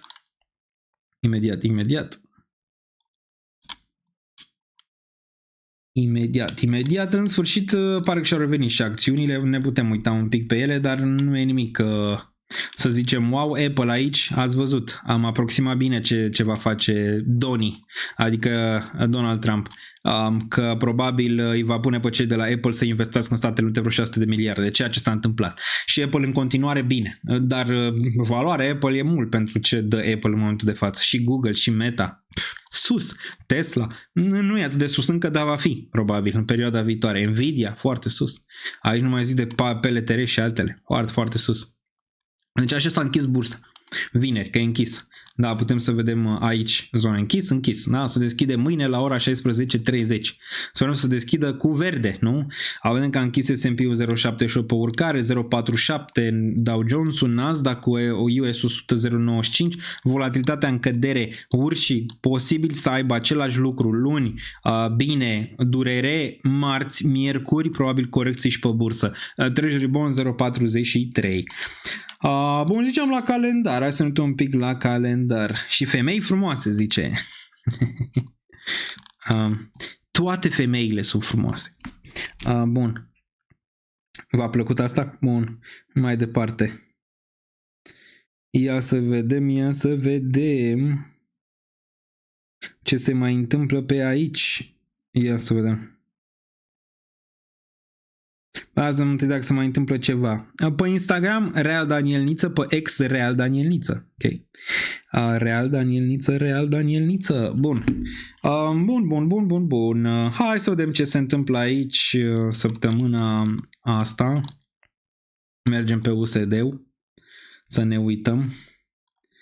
Bun, la săptămâna viitoare, cum o dăm? Sau săptămâna asta? Da, ok, săptămâna viitoare pare că o bag. Bun, putem să vedem că inflația e în prognoză la 2,7, cred că așteptările analiștilor un pic 2,8 ar fi. Dacă ar veni 2,7, ok. Dacă ar veni 2,8, ok. Dacă ar veni sub, wow! Wow, Jerome Powell va tăia cu 15 mâini? Probabil. Și nu va tăia 25, va tăia 50, dacă vedem un 2,5 în inflație. Țineți cont că suntem într-un sezon de inflație. Sezonier, vara, da? Ne uităm acum pe inflația pe iulie, da? Deci pe vară deja. Corul aici e așteptat year over year, adică an peste an, e așteptat la 3%. Dacă vine sub 3, bine. Dacă vine 2,9, bine. Dacă vine și mai jos, bine. Dacă vine un pic peste,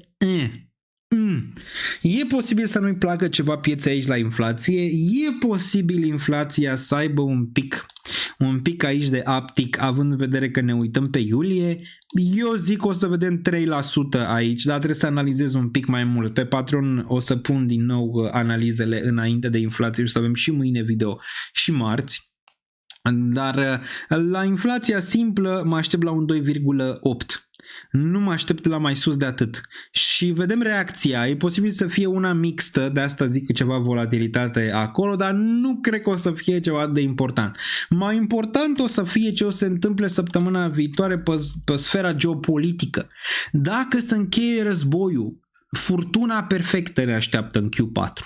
Furtuna perfectă. Sau măcar până la tăiere în septembrie. Ne așteaptă o încetare a războiului. Ok? Și imediat mergem pe cripto aici să ne uităm. Ne așteaptă o încetare a războiului între Rusia și Ucraina, care e privit bine. Okay? Care e privit bine la nivel macro. Cel puțin în primă fază. Cu toate că v-am zis. Dacă se termină războiul, începe recesiunea. Nu cred că va fi diferit, dar e posibil să ai un span de 6 luni între cele două. Acum războiul nu s-a va termina total, probabil doar cel armat, cel mai probabil. Rușii vor retrage niște trupe, ucrainenii vor retrage niște trupe și alte chestii. Dacă se întâmplă asta, cu o inflație bună, Trump se întâlnește în Alaska lângă pinguin, lângă pengu, îl ia pe pengu de mână în Alaska, deoarece dacă nu știți cum merge globul, Alaska e lângă Rusia și Statele Unite e acolo. E acolo, e lângă. Ia, hai să ne uităm. Alaska. Harta. Ia să ne uităm. Unde e? Ca să nu vorbesc prostii. Că nu-mi place să vorbesc prostii. E lângă Canada, ok. Că am făcut confuzie. Imediat ne uităm. Bă, dar aici, nu, am dreptate. N-am vorbit prostii, am dreptate. Am dreptate, este fix lângă dacă ne uităm aici. Pe această hartă se vede un pic mai blurry, dar aici este Canada, da, e lângă Canada, deci Canada, Statele Unite, Alaska și aici putem să vedem Rusia. În zona asta avem Siberia și aici să zicem că e foarte ușor de trecut prin această strâmtoare și foarte rapid, adică bam imediat, nu știu cât face de aici face o oră sau poate chiar mai puțin, habar n-am, din zona asta, dacă poți să zbori așa. Poate Putin merge pe jos, știi, adică dacă poate Putin merge pe jos și ajunge direct, știi, bam, pe pod, o ia frumos că e și înghețată zona asta, deci na, să merge direct așa, pe zona asta de aici. Merge pe Chukchi, aici, pe Chukchi. Deci da, vedeți, e acolo, e lângă, deoarece globul este rotund, pământul este rotund, știi, mulți zic că este plat, nu este plat, pământul este rotund, universul este plat. Bun, universul este plat. 4245 pentru ETH. Băi, nu se lasă, nu se lasă. Ce zici de Ethereum la un 10K? Ce șanse procentuale vezi pentru el? Când? Anul ăsta? Șanse, zicem, 30% anul ăsta. În următorii 3 ani, șanse 80%. Sau 70%. Nu am vândut ETH, nu. Nu am vândut, nu.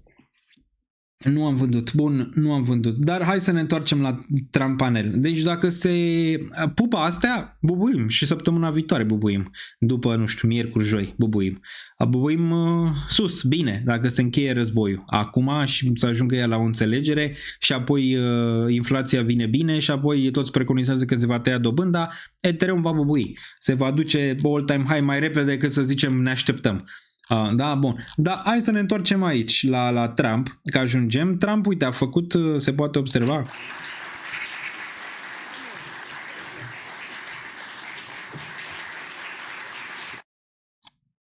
Da, se poate observa Azerbaijan care se luptă de vreo 30 de ani sau eu știu de câți ani, 100 cu Armenia și-au dat mâna. Și-au dat mâna și Trump a dat și el mâna, uite, bam, a făcut pace. A făcut pacea, uite. Nu e random. Nu e random că s-a întâmplat asta, nu știu câți bani le-a dat SUA ăstora să facă pacea să-și dea mâna, îți dai seama, le-a dat ceva că ea nu să pupau așa să ceartă de 100 de ani să pupă că zice Trump. În niciun caz, probabil a promis ceva, eu știu, resurse, chestii, ca să bage gheara în colțul lui Putin, să bage gheara în coastele lui Putin, ok? Acolo. De asta s-a creat pacea asta, de asta probabil SUA le-a dat niște, nu știu, bani, armament, bar n-am ce le-a dat, dar le-a dat ceva, 100% le-a dat ceva ca să poți să facă pacea asta. Ok, bun. Și acum am mai făcut Trump la afară pe șeful ARS a fiscului, iar secretarul de trezorerie Bessent va prelua temporar conducerea. SUA și Rusia aproape de un acord privind Ucraina. Am ajuns și aici. Oficialii americani, și mergem imediat și la alte analize, dar să facem pe asta, oficialii americani și ruși lucrează la stabilirea detaliilor pentru un posibil summit chiar săptămâna viitoare. Conform informațiilor, în cadrul înțelegerii, Rusia urma să oprească ofensiva în regiunile Kherson și Zaporozhye, menținând actualele linii ale frontului. Prețul petrolului a scăzut pe fondul discuțiilor privind acest posibil acord. Asta bine pentru inflație, dar suntem în august. Petrolul a fost mai sus în iulie. Deci de asta zic, inflația e posibil să vină un pic peste. Adică un pic mai sus peste ce zic analiștii în momentul de față. Și asta ar putea duce la ceva corecție. Dar nu atât de sus, da? Dar asta va ajuta pe inflația pe luna asta, da? Prețul petrolului. Foarte aproape. Acum, mulți zic că nu e chiar așa. Că au înțeles ăla, Waterkey sau cum naiba cheamă, s-a dus în delegație să discute cu rușii, ci că nu e de fapt așa. Că nu neapărat ar opri ofensiva, că ar vrea mai multe chestii și nu e chiar așa. Adică la nivel de înțelegere și au înțeles să ia greșit ce vrea de fapt Putin. Ok? Bun. Și mai e și Zelensky, care a venit. O să mergem și la el. Hai să mergem și la el un pic, la Zelensky, și apoi mergem și la alte chestii. A zis că nu va da niciun centimetru de teritoriu. Păi și ce facem? Păi de ce nu va da? V-am explicat de ce nu va da. V-am explicat de ce nu va da. Pentru că a avut fix deal-ul ăsta, să zicem, poate e, poate nu e, rămâne de văzut. Vedem ce discută Trump cu Putin, dacă se vor întâlni sau nu. Acolo, pe Ghețar, la Pinguini. Dar ia să vedem. Uite, a vorbit cu președintele din Azerbaijan, bla bla bla bla bla bla. Bla bla bla.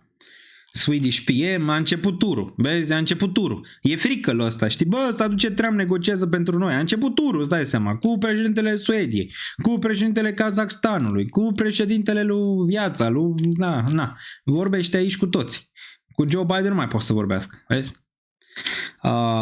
Bun. I have not heard any partners express doubts about America's ability to ensure that the war ends. The President of the United States says the levers and the determination Ukraine has support, blah, blah, blah, blah, blah. From our team UK, from Adrian așa, there were talks among the security of the US and Europe, Ukraine, ok, pare că aici zice de bine, dar citisem la un dat că nu zicea, uite. Nu. Da, citisem că nu vrea să dea teritorii, adică nu mai țin minte unde, cred că tot aici. What is needed is not a pause in the killings, but a real lasting peace, not a ceasefire sometimes future in months, ok? Dar din câte am văzut, el nu vrea să dea niciun fel de teritoriu, ok? Deci asta am văzut eu, o lăsăm acolo, că eu așa văzusem, că Zelensky a zis că nu vrea să dea niciun fel de teritoriu rușilor. Ci că Trump ar vrea să dea teritoriu și cred că îl forțează până la urmă să o fac. Hai să ne întoarcem aici, să vedem și când se vor întâlni cei doi. Mergem la mine pe Twitter, Real Daniel Niță, bam, aici. Și de asta și pe thumbnail apar cei doi care își dau mâna. Unde era Ethereum, BNB-ul, Ethereum. Era undeva pe aici, uite, l-ați văzut pe ăsta, cu The Lionsgate Portal is wide open. Ajungem și la asta, așa o să ajungem toți. Când AI o să devină AGI, o să vorbim despre pietre și ezoterie. O să fim toți ca ăsta sau ca Georgescu, depinde cum vrei să o dai. Dar acolo o să ajungem cu toți, stați liniștiți. Stați liniștiți că acolo ajungem, bun. Unde era? Trump. Uite. Donald Trump se va întâlni cu Vladimir Putin în Alaska pe 15 august și dacă scriem aici, adică vineri, puneți-vă în calendar, nu știu dacă fac video, dar short sigur fac cu ce s-a discutat, fie vineri, fie sâmbătă, deci apăsați și subscribe dacă nu se zezea și clopoțel. Trump-Putin, aici, imediat. Trump-Putin și ajungem și cred eu dacă se va întâmpla sau nu. Ia să vedem. Uite, azi așa, the highly anticipated meeting between myself as President of the United States of America and President Vladimir Putin of Russia will take place next Friday, August 15, 2025, in the great state of Alaska. Further details to follow. Thank you for your attention to this matter. Ne zice aici Mr. Donald Trump. Deci pare că se vor întâlni. După cum zice Trump aici, de obicei nu vorbește prostii. Bărbării râde la... Te doare burta, nu știu la ce fază ai ajuns, dar Daniel semeni cu Călin Georgescu. Nu știu dacă semeni la ce semeni cu Călin Georgescu.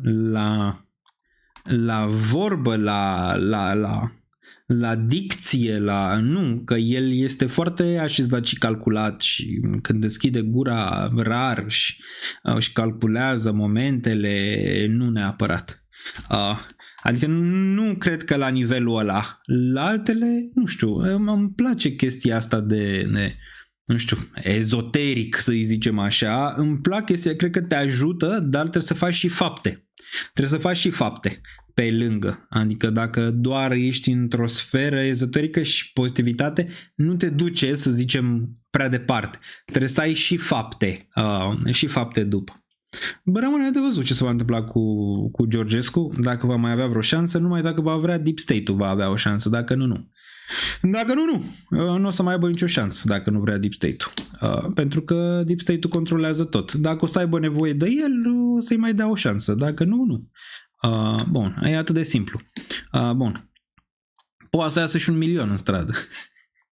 Dacă nu vrea Deep State-ul, tot degeaba. Bun. Mai departe. Și am văzut că există, adică Deep State-ul românesc, străin, ce vrei tu să-i zici? Există. Există mâna invizibilă.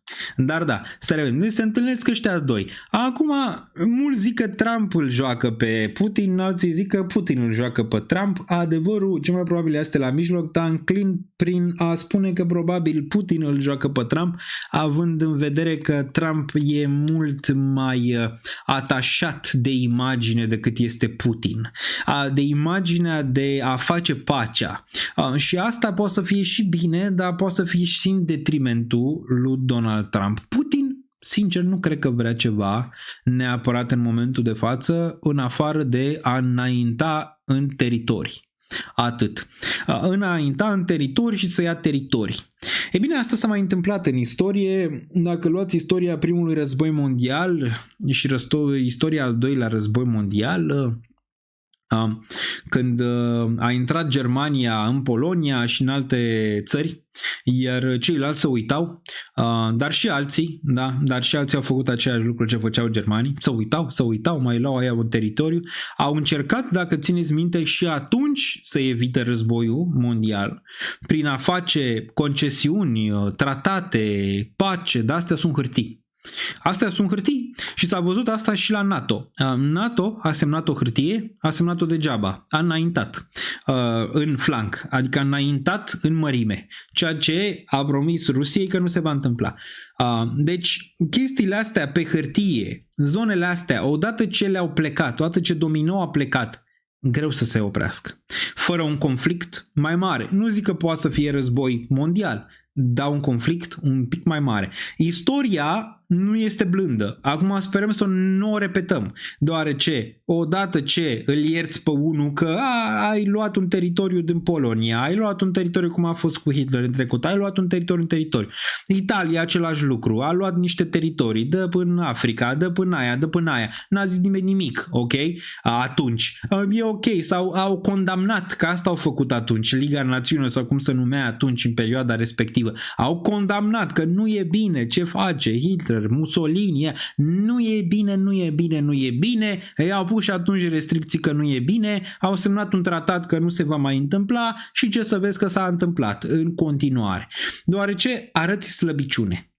Arăți slăbiciune și când arăți slăbiciune și miroase sânge, când ești răpitor, pentru că ăștia sunt răpitori, adică sunt, nu știu cum să explic în termeni, lei sau tigri, sau când simte miros de sânge, nu se poate opri până când nu-l oprești tu. Adică până când nu-l oprești tu, nu se oprește. Și cel mai probabil acum, dacă Putin a văzut că îi merge și poate să ia aceste teritorii, nu se va opri acolo. Nu se va opri. Pentru că el, fiind în felul ăla crescut, nu se poate opri. Nu se poate. Oameni de genul ăla, eu am mai analizat psihologic. Nu se pot opri. Păi oprești, fie în moarte și atât. Nu există altceva la ei. Nu îi oprește altfel. Mai semnezi concesiuni, bla bla bla. Nu semnezi o concesiune, ăla stă 3 ani, îți pregătește manevra și ți-o face pe altă parte. Altfel, cum a făcut de fapt Rusia în zona asta. Deci dacă îl lași să ia, faci pacea, ești tu în față, că am făcut pacea, am încetat războiul, îi dai teritoriile lui Putin, alea 3. Ia și Ucraina o parte din teritoriile alea, care de fapt nu mai sunt ale Ucrainei oricum. Ucraina, cum a zis Trump, pay your debts, nu? Deci nu mai sunt ale Ucrainei, sunt ale Statelor Unite, ale Europei și tot așa. Pierzătorul clar este Uniunea Europeană, care a băgat foarte mulți bani. Trump își va lua banii, că concesiune pe resursele ucrainienilor, asta ca să știți, ok? Or să facă așa și o să-și ia banii. Uniunea Europeană nu cred că o să-și ia banii, dar asta nici nu vor. Sunt două chestii pentru care nu vrea Uniunea Europeană să facă pace. Asta, au băgat prea mulți bani, au luat prea mult armament, au susținut foarte mult războiul ăsta, toate cele, și nu poate să ia banii înapoi. Nu poate să-l folosească nici banii lui Putin, că i-are blocați Putin, știți, în Europa, dar nu poate să-i folosească nici pe aia. Blocați, că și aia era parte. Bă, folosim banii voștri dacă e. Nu poate să facă nici chestia respectivă. Plus, Ucraina acum, după ce a avut aceeași pace pe masă la Istanbul în 2020, după ce a început războiul, a fost pact la Istanbul între Rusia și Ucraina, mulți nu știu, și au avut același deal. Dă-ne astea 3 teritorii, Crimea și aia, așa. Apropo, România e posibil să aibă graniță cu rușii? Nu? Ia stai să vedem așa. Ia. Deci mulți nu s-au gândit la asta. Dar de vineri e o posibilitate. Ia să vedem. Ia să ne uităm. Mă interesează o hartă, dar mai de Doamne ajută așa. Da, ar putea Crimea. Hai să căutăm aici. Imediat. Să găsim o hartă mai bună, dar nu găsesc. Vreau să văd exact unde e Crimea. E la Marea Neagră, acolo ar trebui să fie. Imediat, Odessa, bun. Crimea, imediat. Crimea. Nu neapărat. Vedem că doar la Marea Neagră ar fi. S-ar considera vecin, da. S-ar considera, zic, nu? S-ar considera sau? Nu știu, ia ziceți chat. S-ar considera vecin? Deci dacă Trump zice dați Crimea și el semnează Crimea și Crimea, România aici, da? România aici, Moldova aici și aici e Constanța și aici e Crimea. S-ar considera sau nu graniță cu Rusia? Dacă ar fi. Deci aici avem Sevastopol, da? Sevastopol, Constanța, Sevastopol, aici, în regiunea asta. Eu zic că se consideră. Cât de cât, dar nu terestră, maritimă. Terestră nu e. Terestră ar trebui să fie aici, în zona asta, sau să ia zona superioară din Ucraina. Maritimă ar putea să fie. Maritim ar putea să fie aici, că e destul de aproape. Nu e gen Georgia, că ești în regiunea asta de aici, Bulgaria, oricum aici terestru, Turcia, poți să zici, dar e departe. Ar putea, așa, 50-50 ar zice, nu e neapărat considerat. Să zicem, dacă ar fi luat partea de sus, în care avem graniță cu Ucraina, atunci ar fost mai rău. Deci cât de cât decent. Oricum nu cred că ar fi acceptat România să ia partea de sus, în care avem noi graniță, la nivel de securitate. Pe asta zicem că ar vrea. Oricum, așa și început povestea, țineți minte, în 2014, când a încercat să ia Crimea Putin. Aici pare că data asta e destul de aproape. Dar revenind, oameni de genul ăsta nu-i oprești. Da? Istoria îți spune asta. Oameni ca Hitler, ca Mussolini, nu-i oprești până când știți foarte bine ce s-a întâmplat mai departe. Doar ce înaintează. Și e și o problemă, că asta ziceam, odată ce Putin scapă, văd și ceilalți. Au văzut Israelul a zis, bă, noi suntem aici cu Europa, cu ăștia, cu Statele Unite. Ia, dacă ne atacă ăia din Gaza, niște parașutiști. Ia, dă-mă niște parașutiști. Ia, parașutează, mă, peste graniță la noi. Noi având cel mai bun sistem de apărare din lume, da, noi din Israel, da, cu Mossad-ul, cu toate astea, cu CIA-ul, cu FBI-ul. Ia, parașutează, mă, Drake. Știi cu ăia, cum au luat, mă, ăia avioanele de la 11 septembrie. Au băgat în chiloți niște cuțite de plastic, s-au dus cu cuțitele alea de plastic, au putut să ia control asupra avionului. Așa și cu ăștia de aici au parașutat și au atacat, domnule, teroriștii, au atacat Israelul și Israelul acum poate să facă ce vrea ei. Știi? Interesant în acest subiect că Putin e tratat ca un criminal de război de toată lumea aproape, majoritar, mai sunt câțiva care nu, de prin Africa și Coreea de Nord și toate cele, dar pe ăsta nu-l privim la fel. Vezi ce înseamnă percepția? Nu-l privim neapărat la fel, percepția e diferită. Donald Trump se întâlnește cu el, niciun fel de problemă, da, luăm Gaza, facem din Gaza Strip, cazinouri pe Gaza, dacă e nevoie, le facem și pe alea. Deci cu dublă înțeles, să zicem, treaba asta dintre cei doi. Asta ziceam, Putin a făcut-o, Netanyahu a zis, bă, dacă lui Putin i-a mers, merge și mie, păi cine să ia de mine? Iau și o Gaza, care e acolo lângă mine. Ăla ataca vecinul, atac și eu vecinul. Păi asta duce la chestii nasoale, doar ce poate mai vede unul, gen China. Zice, a făcut testul, da, a anexat Crimea, da, în 2014, dar nu e recunoscută. Ca și asta e o întrebare. Va recunoaște Uniunea Europeană și SUA aceste regiuni? E o întrebare. Vom vedea mai multe chestii, desigur vineri vom vedea ce se întâmplă. Așa, ce ziceam înainte? Că mi-am pierdut ideea. Ziceți-mi pe chat ce ziceam înainte. La ce plecase? Da, că văd și alții. Și ar putea vedea, mi-am amintit. Văd și alții. Și ar putea vedea, de exemplu, China. Ce vecini avem noi? Taiwanul ar fi sexy. Păi dacă americanii n-au făcut nimic. Dacă europenii n-au făcut nimic, Putin a scăpat. Dacă Netanyahu a scăpat, păi și de ce să ia teritorii, mă? Noi, dacă tu vrei să iei Canada, Groenlanda, dacă tu vrei să iei Canada, Groenlanda, că și Trump a zis, bă, dacă ăsta scăp, ia să iau și o Canada, mă, cum ar fi? Cum ar suna? Cum ar reacționa ăștia dacă ar zice că aș lua Groenlanda? Cum ar reacționa băieții? Și pe urmă zice și zic, bă, cum ar reacționa băieții dacă aș ataca mâine Taiwan? Și pe urmă începem global, știi ce zic? Că așa începe de obicei. Și la un moment dat unul se va pune pe treabă ca lumea. Știi, nu o să zică ca Rusia, luăm doar Crimea. Bă, luăm tot ce ne înconjoară. Și atunci o să poată să zică și Ungaria, Transilvania e a noastră și așa și bam, bam, bam, bam, bam. Așa s-a întâmplat istoric. Primul război, al doilea război. Așa s-a întâmplat. Ok? Pe teritorii. Pe faptul că unii au zis, ia să încercăm noi, să vedem dacă puterea e chiar e putere. Ia să încercăm. Băgăm bățul în gard. E putere? Păi nu e. Nu e. Putin a scăpat, i-am pus de restricții, i-am pus, bă, a scăpat. E în viață? Se întâlnește cu Trump, cu președintele Statelor Unite în momentul de față? Posibil să-i ridice și restricțiile? A scăpat omul, tată. A scăpat. Cine știe, poate dă wildcard și pentru Rusia să participe la campionatul mondial. Păi nu se știe niciodată. Asta zic. Asta pe termen scurt arată bine, pe termen lung nu e bine. Okay? Nu e bine.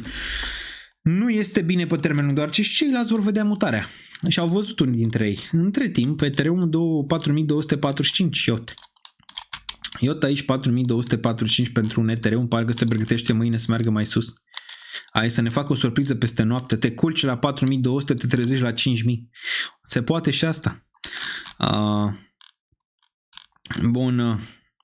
L-ați scăpat pe Daniel la politică. Bun. Hai să mergem mai departe. Deci am făcut Ethereum, mai să facem și Bitcoin, zic. Dacă toți suntem aici pe acest live, 2 ore 22 de minute, credeam că ține mai puțin live-ul ăsta, când mă apuc să vorbesc, mai mă opresc. Nu mai pot să mai opresc.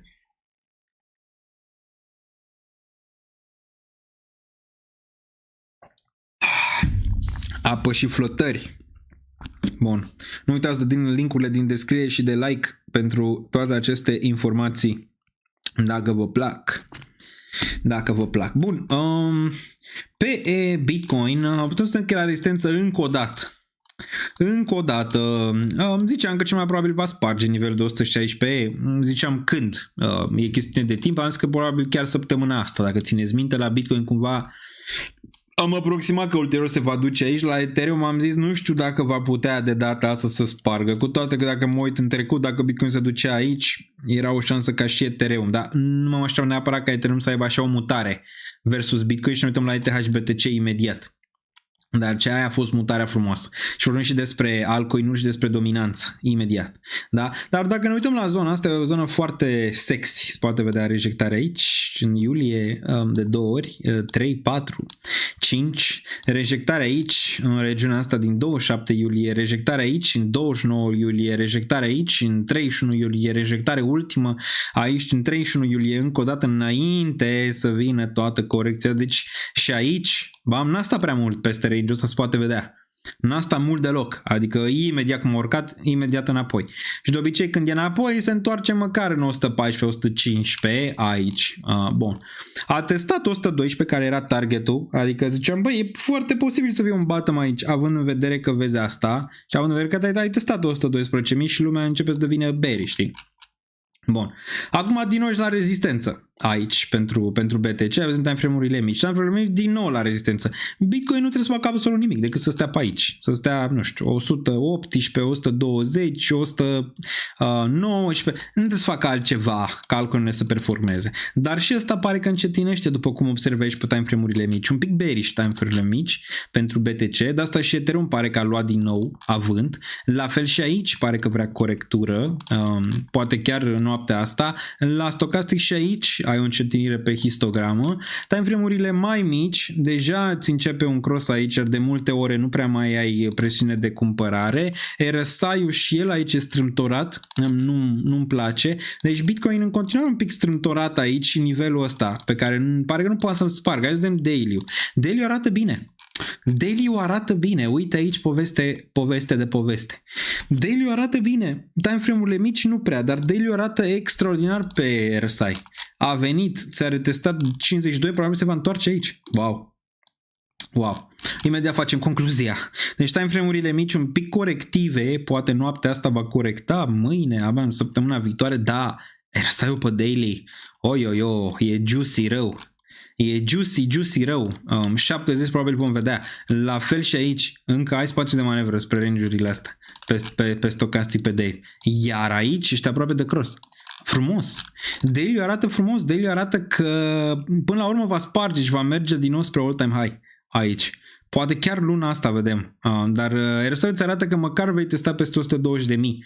Poate săptămâna asta, săptămâna viitoare. Pe time frame-urile mici probabil vei corecta inițial, după cum arată. La corectură, nu știu, te uiți la un 117.9, te uiți la un 117.2 pentru corectură.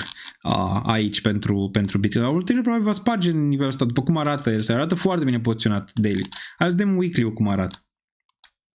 Și weekly-ul bine, ți-a făcut bounce de la 9 EMA, foarte frumos.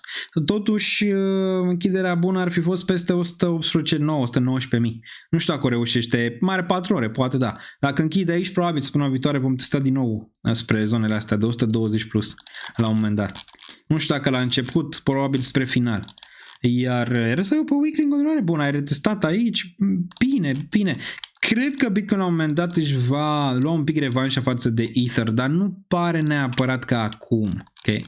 Deci Bitcoin binișor, concluzia, time frame-urile mici, nu știu, mâine, posibil corective aici. Țineți ochii pe 117.6,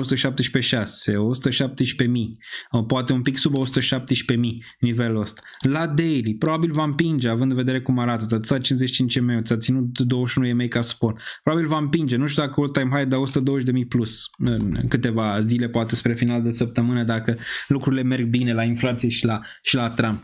Arată bine și Bitcoin aici. Arată bine și Bitcoin. Foarte frumos. Dominanța nu se lasă. Nu se lasă. Cu toate că a făcut un nou minim, din nou, la 60-43, iar zona asta de aici a ținut perfectă rezistență, pare un pic diferit de data asta, la fel ca la ETH, cum am zis data trecută că pare diferit.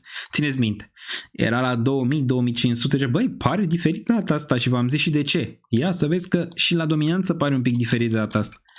Cu toate că mai are el bounce-uri de genul ăsta, cred că ulterior, după ce a spart regiunea de 60.4, se va duce măcar în 58 și posibil ulterior în 54 aici.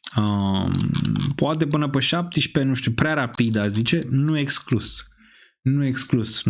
Bun, nu știu, cred că e un țânțar pe aici. Bun, deci bine, uite, rejectare deja de aici pe time frame-urile mici. Nu, altcoin-urile bine arată momentan. Bine arată, aici dăm weekly-ul.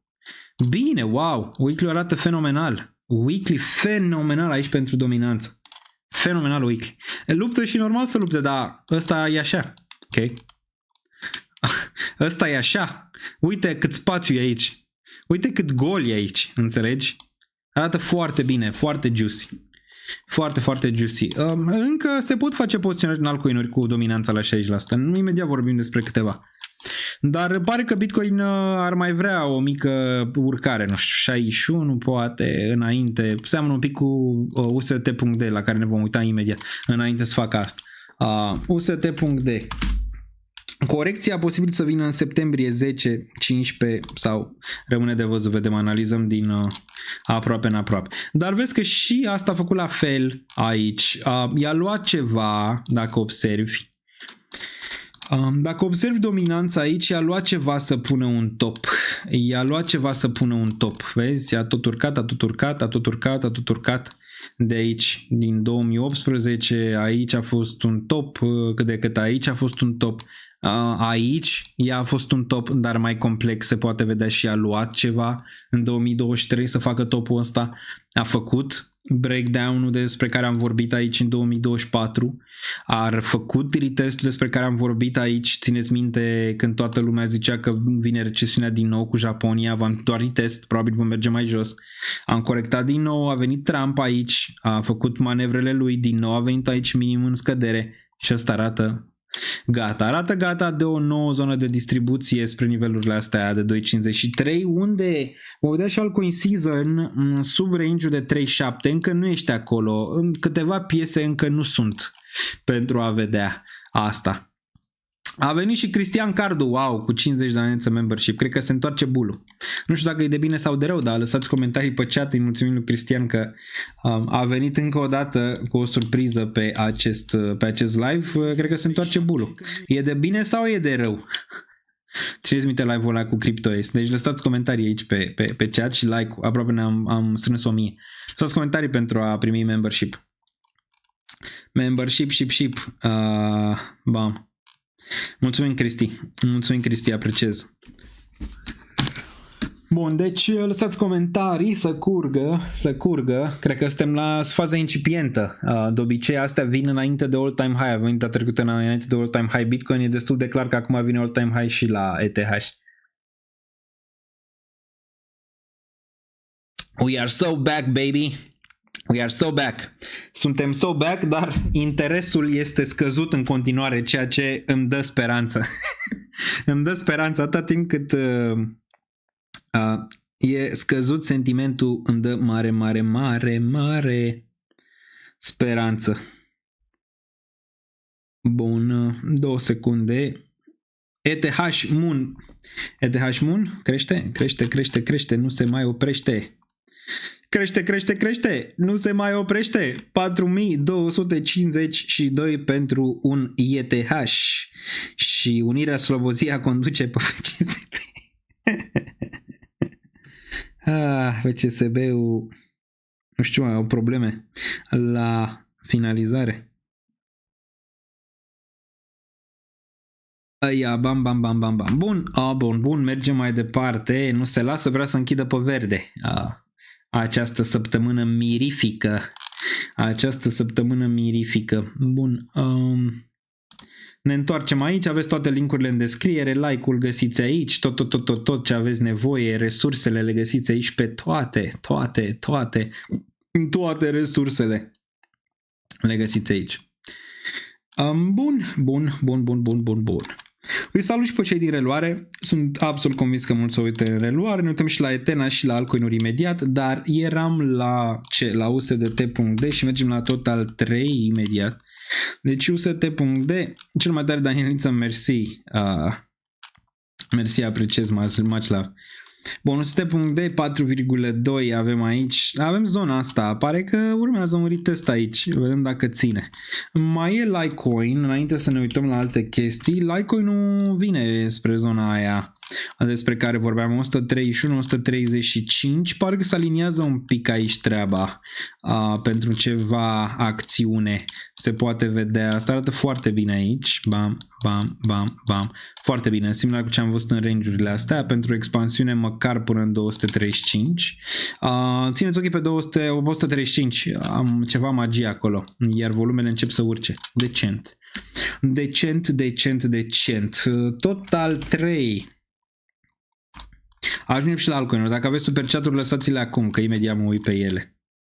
Total 3, fenomenal. A venit, a ținut. Fake-out și ăsta a ținut. Dar momentan n-a ieșit încă din groapă. A încercat peste 1,5 trilioane. Ăsta ar fi un trigger.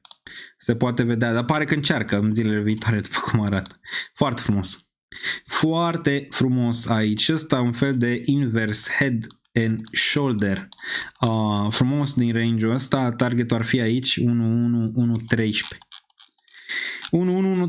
1.13 pentru Total 3. Arată juicy Total 3. Pare că dominanța nu va sta peste 60 multă vreme, după cum arată Total 3 aici. Total 3 care e într-un mare reacumulare aici, într-un mare invest head and shoulders dacă e, sau cup and handle mai repede decât asta. Bogdan, mersi pentru 20 de aniță membership, apreciez. Loviți like-ul și chat-ul. Loviți like-ul și chat-ul. Bună, mai departe de bull market is back, baby. Bull market is back, sau miroase cel puțin a bull. E și cazul, adică după atâta timp e și cazul. Bun. Vă salut pe Daniel, toată comunitatea, felicitări ca alocare, mai sunteți aici. Mult a fost, durerea maximă a trecut, luați profil, rulați, relaxați. Mulțumim, Cristian. Da, n-au fost vremuri ușoare, dar nici nu vrem să fie. Noi știm aici în comunitate, pe vremuri ușoare nu se fac bani. Și nu se fac intrări bune pe vremuri ușoare.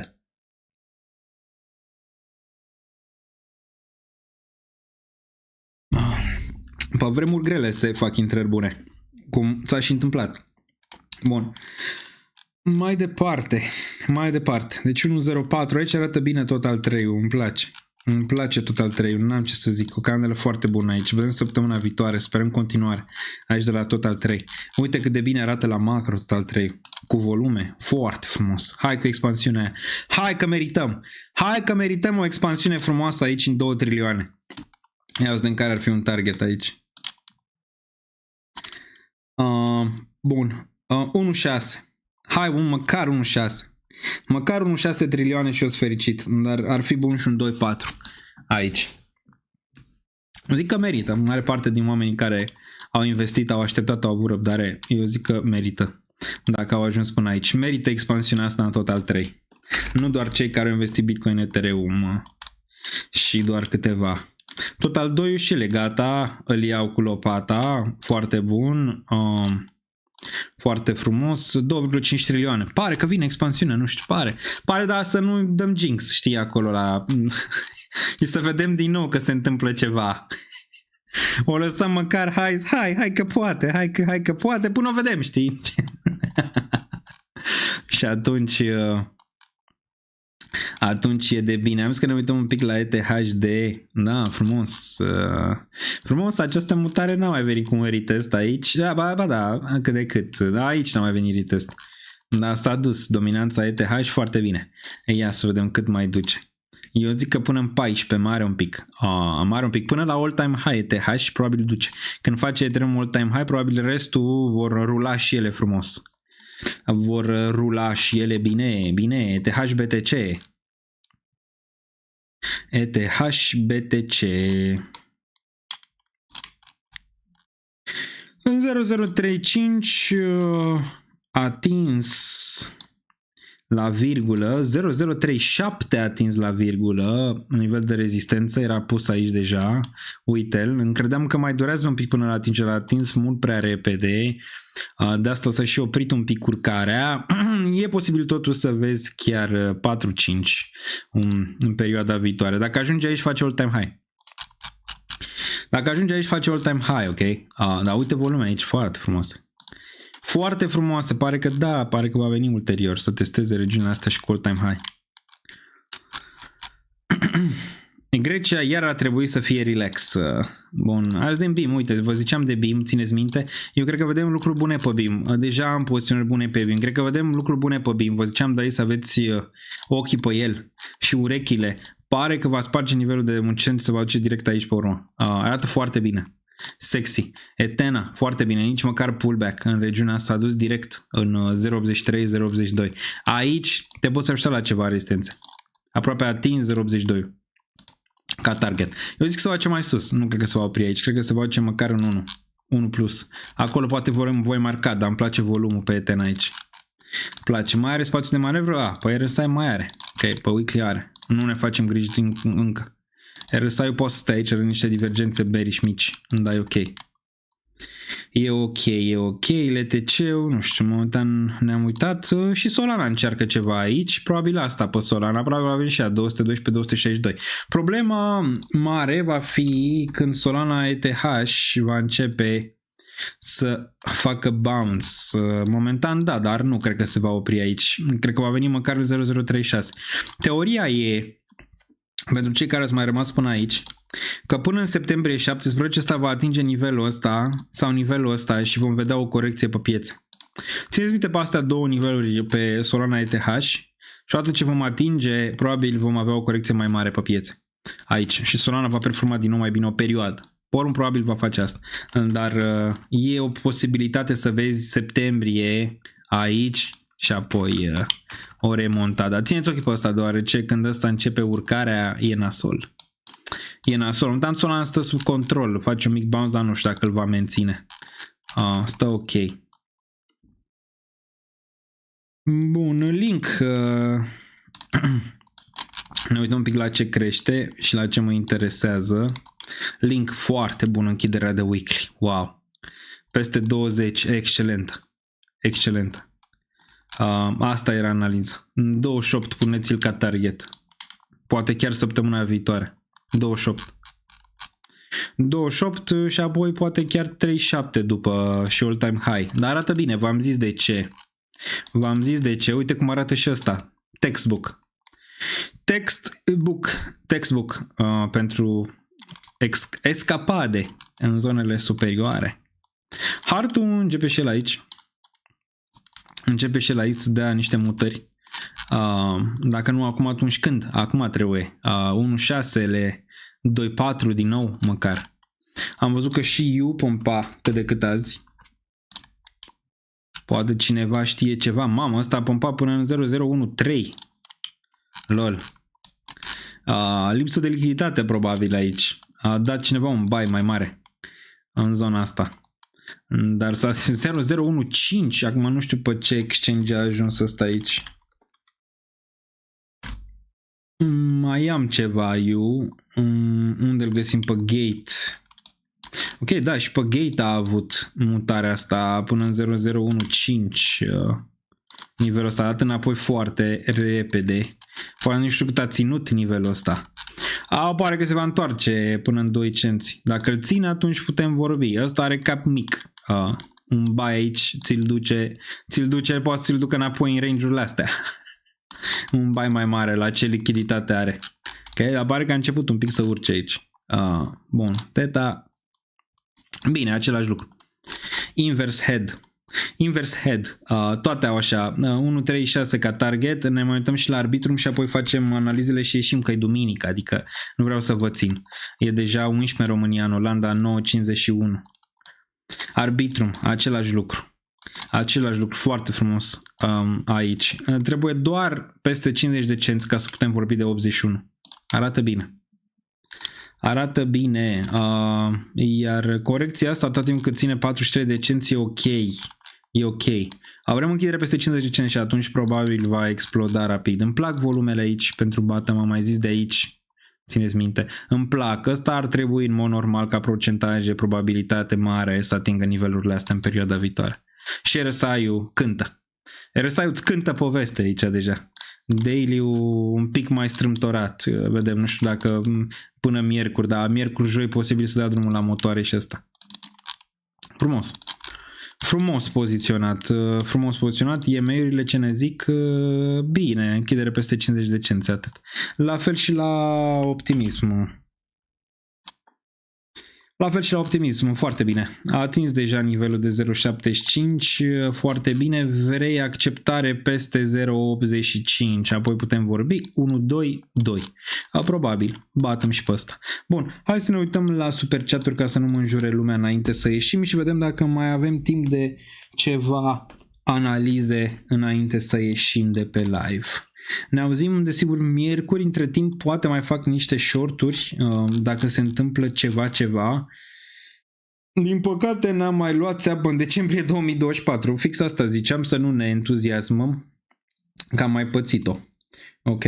Să nu te mai entuziasmăm că am pățit-o. Bun, Daniel, bine te-am găsit la un ETH super bullish, pretorian, much love, știu că ești vechi aici pe canal. Sper că mai ai ETH.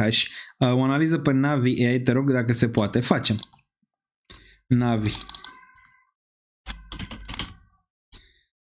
Navi, nu? Ăsta e. Navi AI? Nu cred că e. Cred că ăsta e. Navi AI nu cred că există.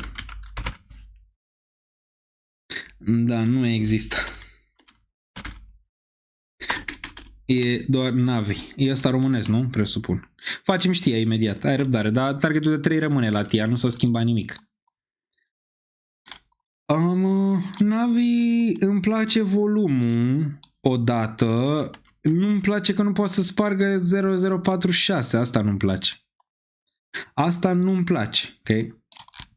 Asta nu-mi place. Îmi place că e în bottom în regiunile astea de jos. Ar trebui în mod normal 7, 11, 13. Mai sus de atât nu știu dacă poate. Ok? Dar ar trebui în mod normal regiunile alea. Dar pe termen scurt probabil găsești corecții. Probabil se întoarce înapoi în 0035. Ulterior, posibilitate bună după volumele astea ca să duci măcar în peste 10 cenți. Dar acolo mai greu. Acolo mai greu. Mai greu. Bun, mai departe. Un target pentru ENA. În primă fază, Etena, ok, în primă fază Etena, $1. Targetul de 80 un pic a fost atins, aproape, 81 de cenți. Următor ar fi $1, ok, se poate observa de ce. $1.05, nivelul ăsta. Iar ca nivel de all-time high, care e posibil la ceva ca Etena, care îmi place, ar fi între 1.84 și 2.31 nivelul ăsta. Mai extins dacă vrei ceva mai exotic, dar ai grijă că astea exotice te prind. 3.58, 4.98.5 pentru Ether. Dar eu cred că poate să facă măcar un 2, am mai zis, $2 pentru Ether. Poate facă și mai sus, dar 2 ar putea. Bun. Ajunge la 0.5. Hai să ne uităm.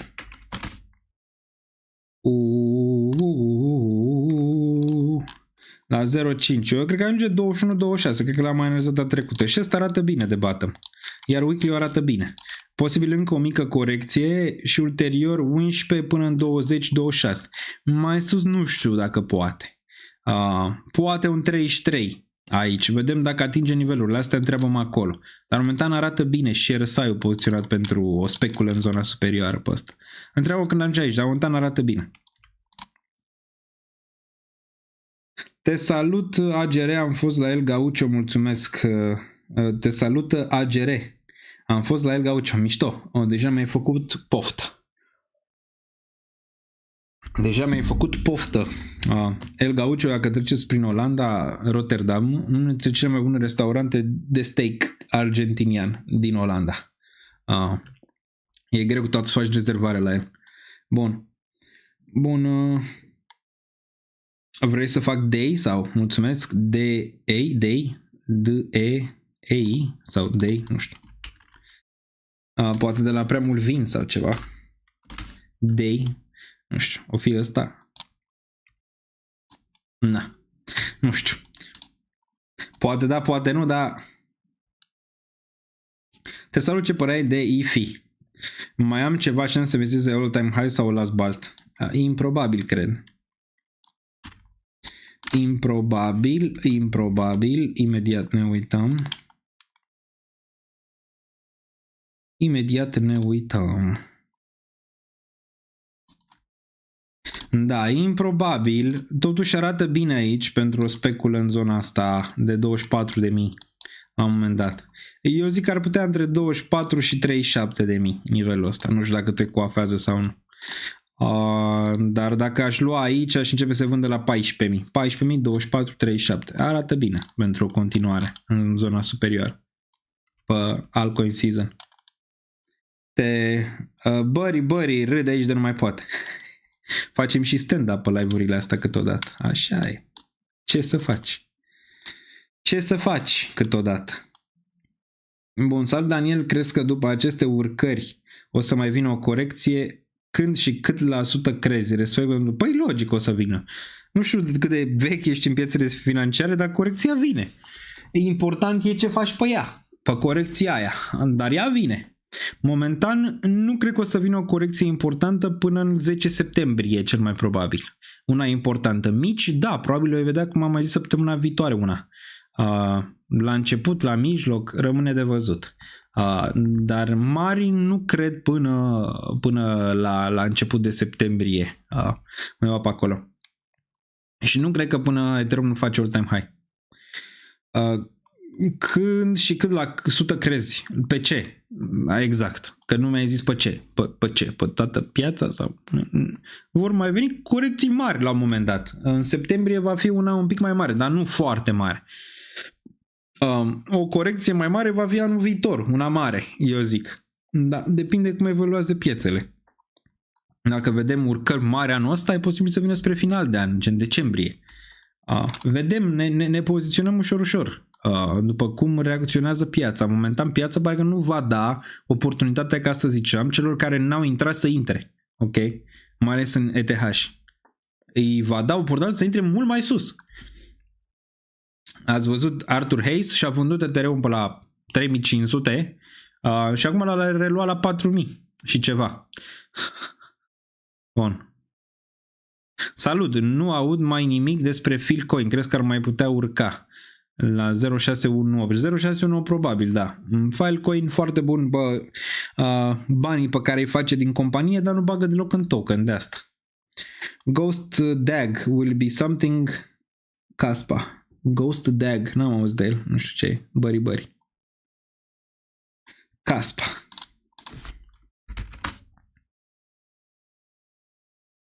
Ai observat că Link mereu urcă primul și apoi celelalte altcoin-uri? Am observat câteodată, dar Link are reacții mai mici decât celelalte altcoin-uri momentan. Caspa, a fost vremea ei. Caspa distribuie ca Bitcoin aici acum. Vă și arăt. Caspa distribuie ca Bitcoin aici, dar probabil va mai face una din range-ul ăsta de reacumulare. Probabil un 28 de cenți. Dar distribuie, probabil următorul top va fi cel cu papa și la revedere pentru Caspa. Arată ok cât de cât, termen scurt poate mai corectează un pic, dar median probabil mai sus. Live-urile super, tot în special prima parte. Mersi, Marius, apreciez. Membru de 17 luni și voi puteți deveni membri. Fie aici, fie în Patreon. În Patreon aveți și mai multă informație. Aveți playlist de trading, indicator, tot ce vreți voi, portofolii, tot găsiți acolo. Vă salut! Pe Daniel, toată comunitatea, felicitări celor care, ca alocare mai sunteți aici. Am mai citit-o de la Cristian, mersi. Mult a fost, durerea maximă a trecut, luați profit, relaxați. Exact. Dacă vreți, analiză Grand Dildo Coin, Ethereum pe TradingView. Ok. L-au băgat pe TradingView pe Grand Dildo Coin. Unde este Grand Dildo Coin? Că nu-l văd. Green Dildo Coin. Nu este pe TradingView. Nu este pe TradingView Grand Dildo Coin. Dar este pe CoinGecko. Asta e? Sau care? Care ești, mă? Bearish din punctul meu de vedere ăsta, dacă ăsta e. Termen scurt ar putea încerca din nou zonele astea. Hai să ne uităm pe grafic, dar suntem deja. Și arată ciudat. Arată ciudat. Pe CoinGecko. Live chart. Ia. Pe ce ne bag? Gecko Terminal. Pe live chart. Ok, pe live chart arată cât de cât. Monede de genul ăsta de obicei corectează măcar până 0093 și apoi merg mai sus. E posibil să vezi pe ăsta mai sus după o corecție. Dar mare grijă că e după nume, știi ce zic? E după nume. Probabil mai sus 3 cenți sau 003, nu 3 cenți, 003 pentru The Great Dildo Coin. Măcar poate faci ceva bani cu el. Ar fi bine, dar pare că ar merge mai sus. O analiză pe S-Sonic, te rog. Deci FTM. FTM. Nu cred că vrei să ne uităm neapărat la Sonic, care are puțin ca și... Ne uităm la FTM. BNB-ul stă bine. Probabil va face 1000 plus curând. Am și postat asta despre BNB. FTM, bine, ulterior după retestul ăsta de aici din 0.26, ulterior probabil vei vedea 62 și apoi din nou 1.52 cel mai probabil, dar nu știu dacă va merge mai sus de atât. Da, să spargă momentan 35 de 5 pe urmă vedem dacă poate. RSI arată binișor pe weekly, arată că ar vrea și MACD-ul arată că încearcă, măcar încearcă. Arată binișor, probabil în sus la un moment dat, în următoarele 2-3 săptămâni. Bun, și ultimul, am 4K în Manta și DIM cu medii 1.45-1.47. Any advice ce naiba să fac cu ele, zice Ramona. Am renunțat la DCA, dar o să pierd big time cu ele dacă nu fac ceva. Am mai vorbit de ce poți să faci cu monede de genul ăsta. Să le cumulezi în ceva care ții pe termen lung. Ceva pe termen lung ai putea. Hai să ne uităm la care? La DIM sau la Manta? Suntem la, nu știu, DIM mai 1.47. Nu știu dacă vei mai pupa zonele alea, dar dacă vezi niște urcări, din punctul meu de vedere, nu e ca sfat financiar, ci ce aș face eu, că nu pot dau sfaturi financiare. Dacă ne uităm la DIM, pare bottom. Pare că ar vrea 0.43 și probabil chiar 1. Aici m-aș gândi să scap, chiar dacă poate am un pic de minus pe ea și aș muta în altceva care aș ține. Sau asta în cash, cu poziția respectivă. La Manta, unde am și eu, similar, preț mediu, cred că 1. La fel, 0.45-0.57, o să mă gândesc dacă tai sau nu. Cred că la Manta a mai scăzut prețul mediu, nici nu mai țin minte. Trebuie să mă uit în portofoliu de risc. Dar eu zic că și Manta ar putea măcar până în 0.8-0.9 nivelul ăsta de aici. Da, aș tăia. Și o să tai dacă vine aici. Okay. O să tai. Dar arată bine pentru ceva urcări în zonele superioare perioada viitoare. Se poate. Asta e ultimul, deoarece am ajuns la 3 ore. Nu știu cum s-a întâmplat. Dar s-a întâmplat și asta e important. Nimic nu s-a schimbat la SEI. Nu s-a schimbat la SEI aici. Un grafic bun, atâta timp cât ține 27-28 de cenți, 28 de cenți, dar ce chiar 26-27, nivelul ăsta, ulterior probabil vei vedea 44-50 și atunci vedem ce se întâmplă acolo. Volume bune aici pentru el. Ar vedea măcar 0.45, poate chiar 0.6. Și vedem dacă poate chiar să se ducă spre nivelul ăsta. Vedem atunci. Ai restaurată bine constructiv, deci ai suficient spațiu de manevră pentru zonele superioare aici, pentru SEI. Termen scurt, ia să ne uităm. Un pic corectiv ar putea, înapoi spre 30 de cenți. E posibil până în marți să găsești o corecție intermediară pe piețe, dacă nu mâine, TMTH în continuare stă bine, dar un pic strâmtorat peste 2462. Dacă nu mâine, probabil poi mâine vei găsi ceva corecție aici. Da, ziceam TIA. TIA și ZC și v-am lăsat. TIA, da, bine, în continuare. Dacă ne uităm pe daily, minim în urcare, ți-a recăpătat imediat pierderea de azi. Cred că da. Cred că vom vedea 2 în curând și apoi 3-2. Și vedem de acolo dacă poate să spargă tot trendul ăsta macro-descendent, să vedem 6, 8, 10 la TIA. Dar arată bine, arată bottom. Arată bottom aici. Arată bottom, ZC. ZK Sync, ZK-ul 6 cenți, se luptă cu el, dar la fel ca Arbitrum, Inverse Head and Shoulders, cred că va duce din nou spre 10 mai devreme sau mai târziu. Dacă ne uităm pe daily, dacă vrea daily-ul. Da, bine, probabil o corecție, termen scurt, ulterior 8, 4, 10, 15. În continuare arată bine. Arată bine la macro. La macro arată bine. Trebuie eu, rege ZRC, analiză pe HTX, dar poți, te rog, să verifici proiectul și ce face. Cred că e un diamant care o să strălucească. Nu pot să mă uit la proiect acum. Ne uităm pe el la HTX, exact cum ai zis. Ce face, trebuie să am timp să pot să mă uit. Când s-a listat? Noiembrie 2024. Ok, a corectat destul de mult, volumele slabe de aici.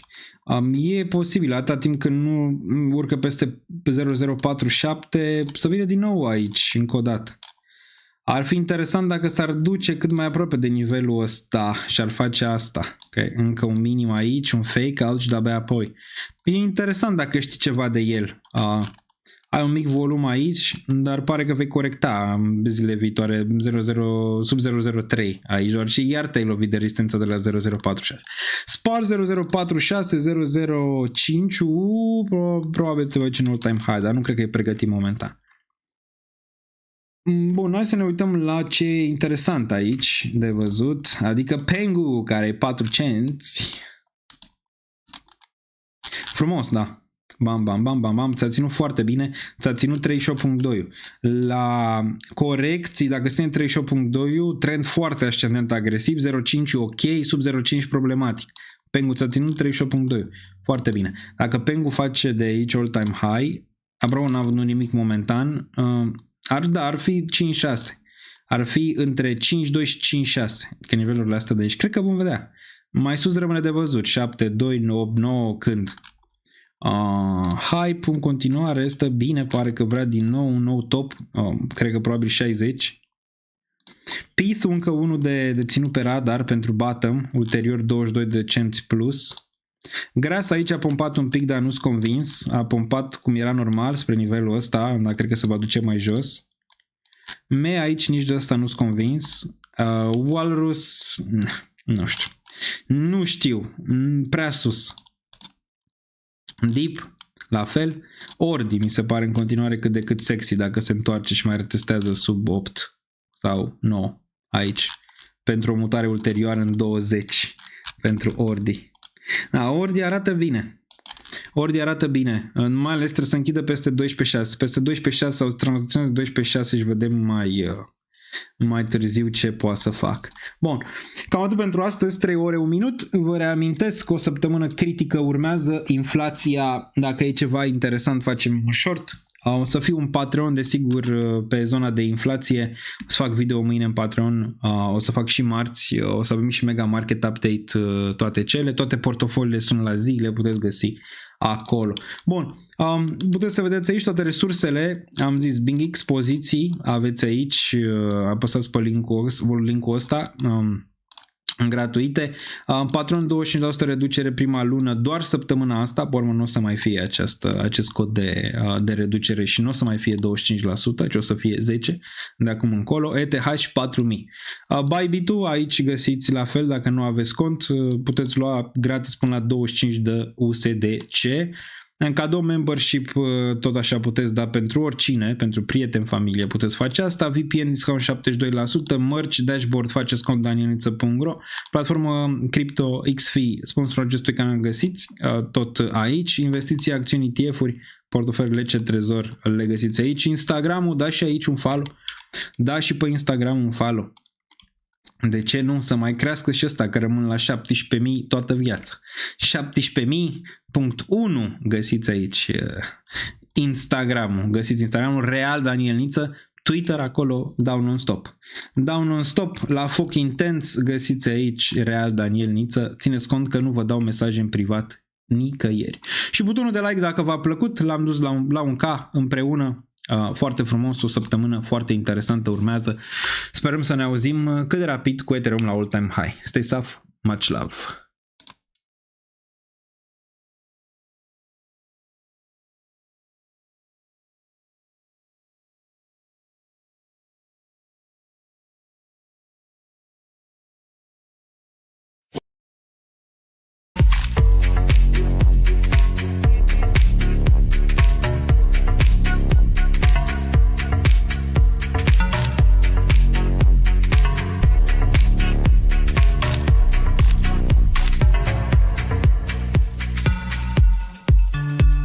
Banii, să nu vă... Încă nu e investit, nu e cheltuit. Nu mai am niciun leu.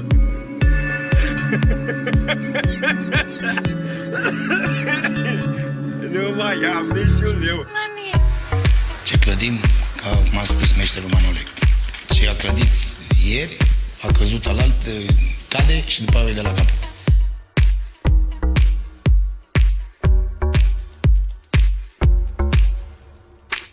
Două, trei vorbe, bună seara și...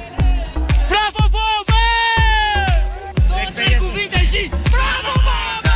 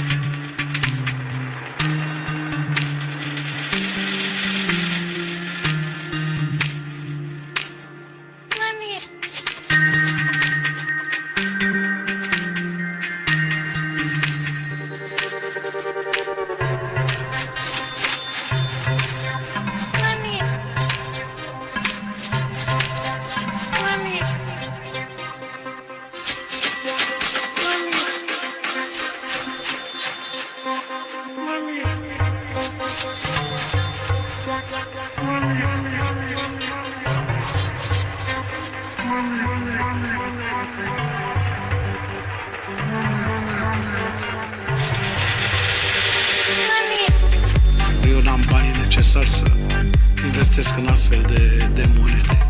Eu bag cardul, scot milionul, îmi cumpăr ce am de nevoie și atâta tot. Nu mă pricep cu criptomonede și cu astea.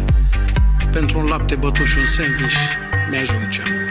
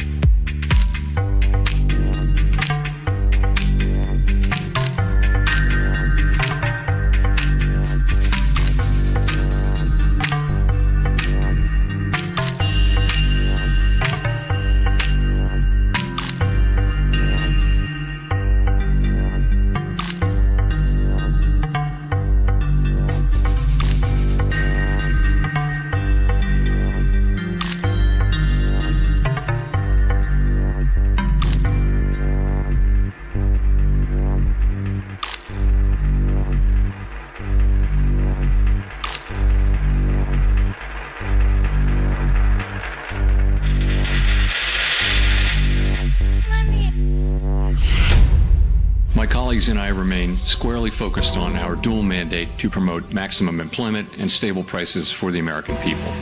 Today, the FOMC decided to leave our policy interest rate unchanged and to continue to reduce our securities holdings, though at a slower pace. Our restrictive stance of monetary policy has been putting downward pressure on economic activity and inflation, and the risks to achieving our employment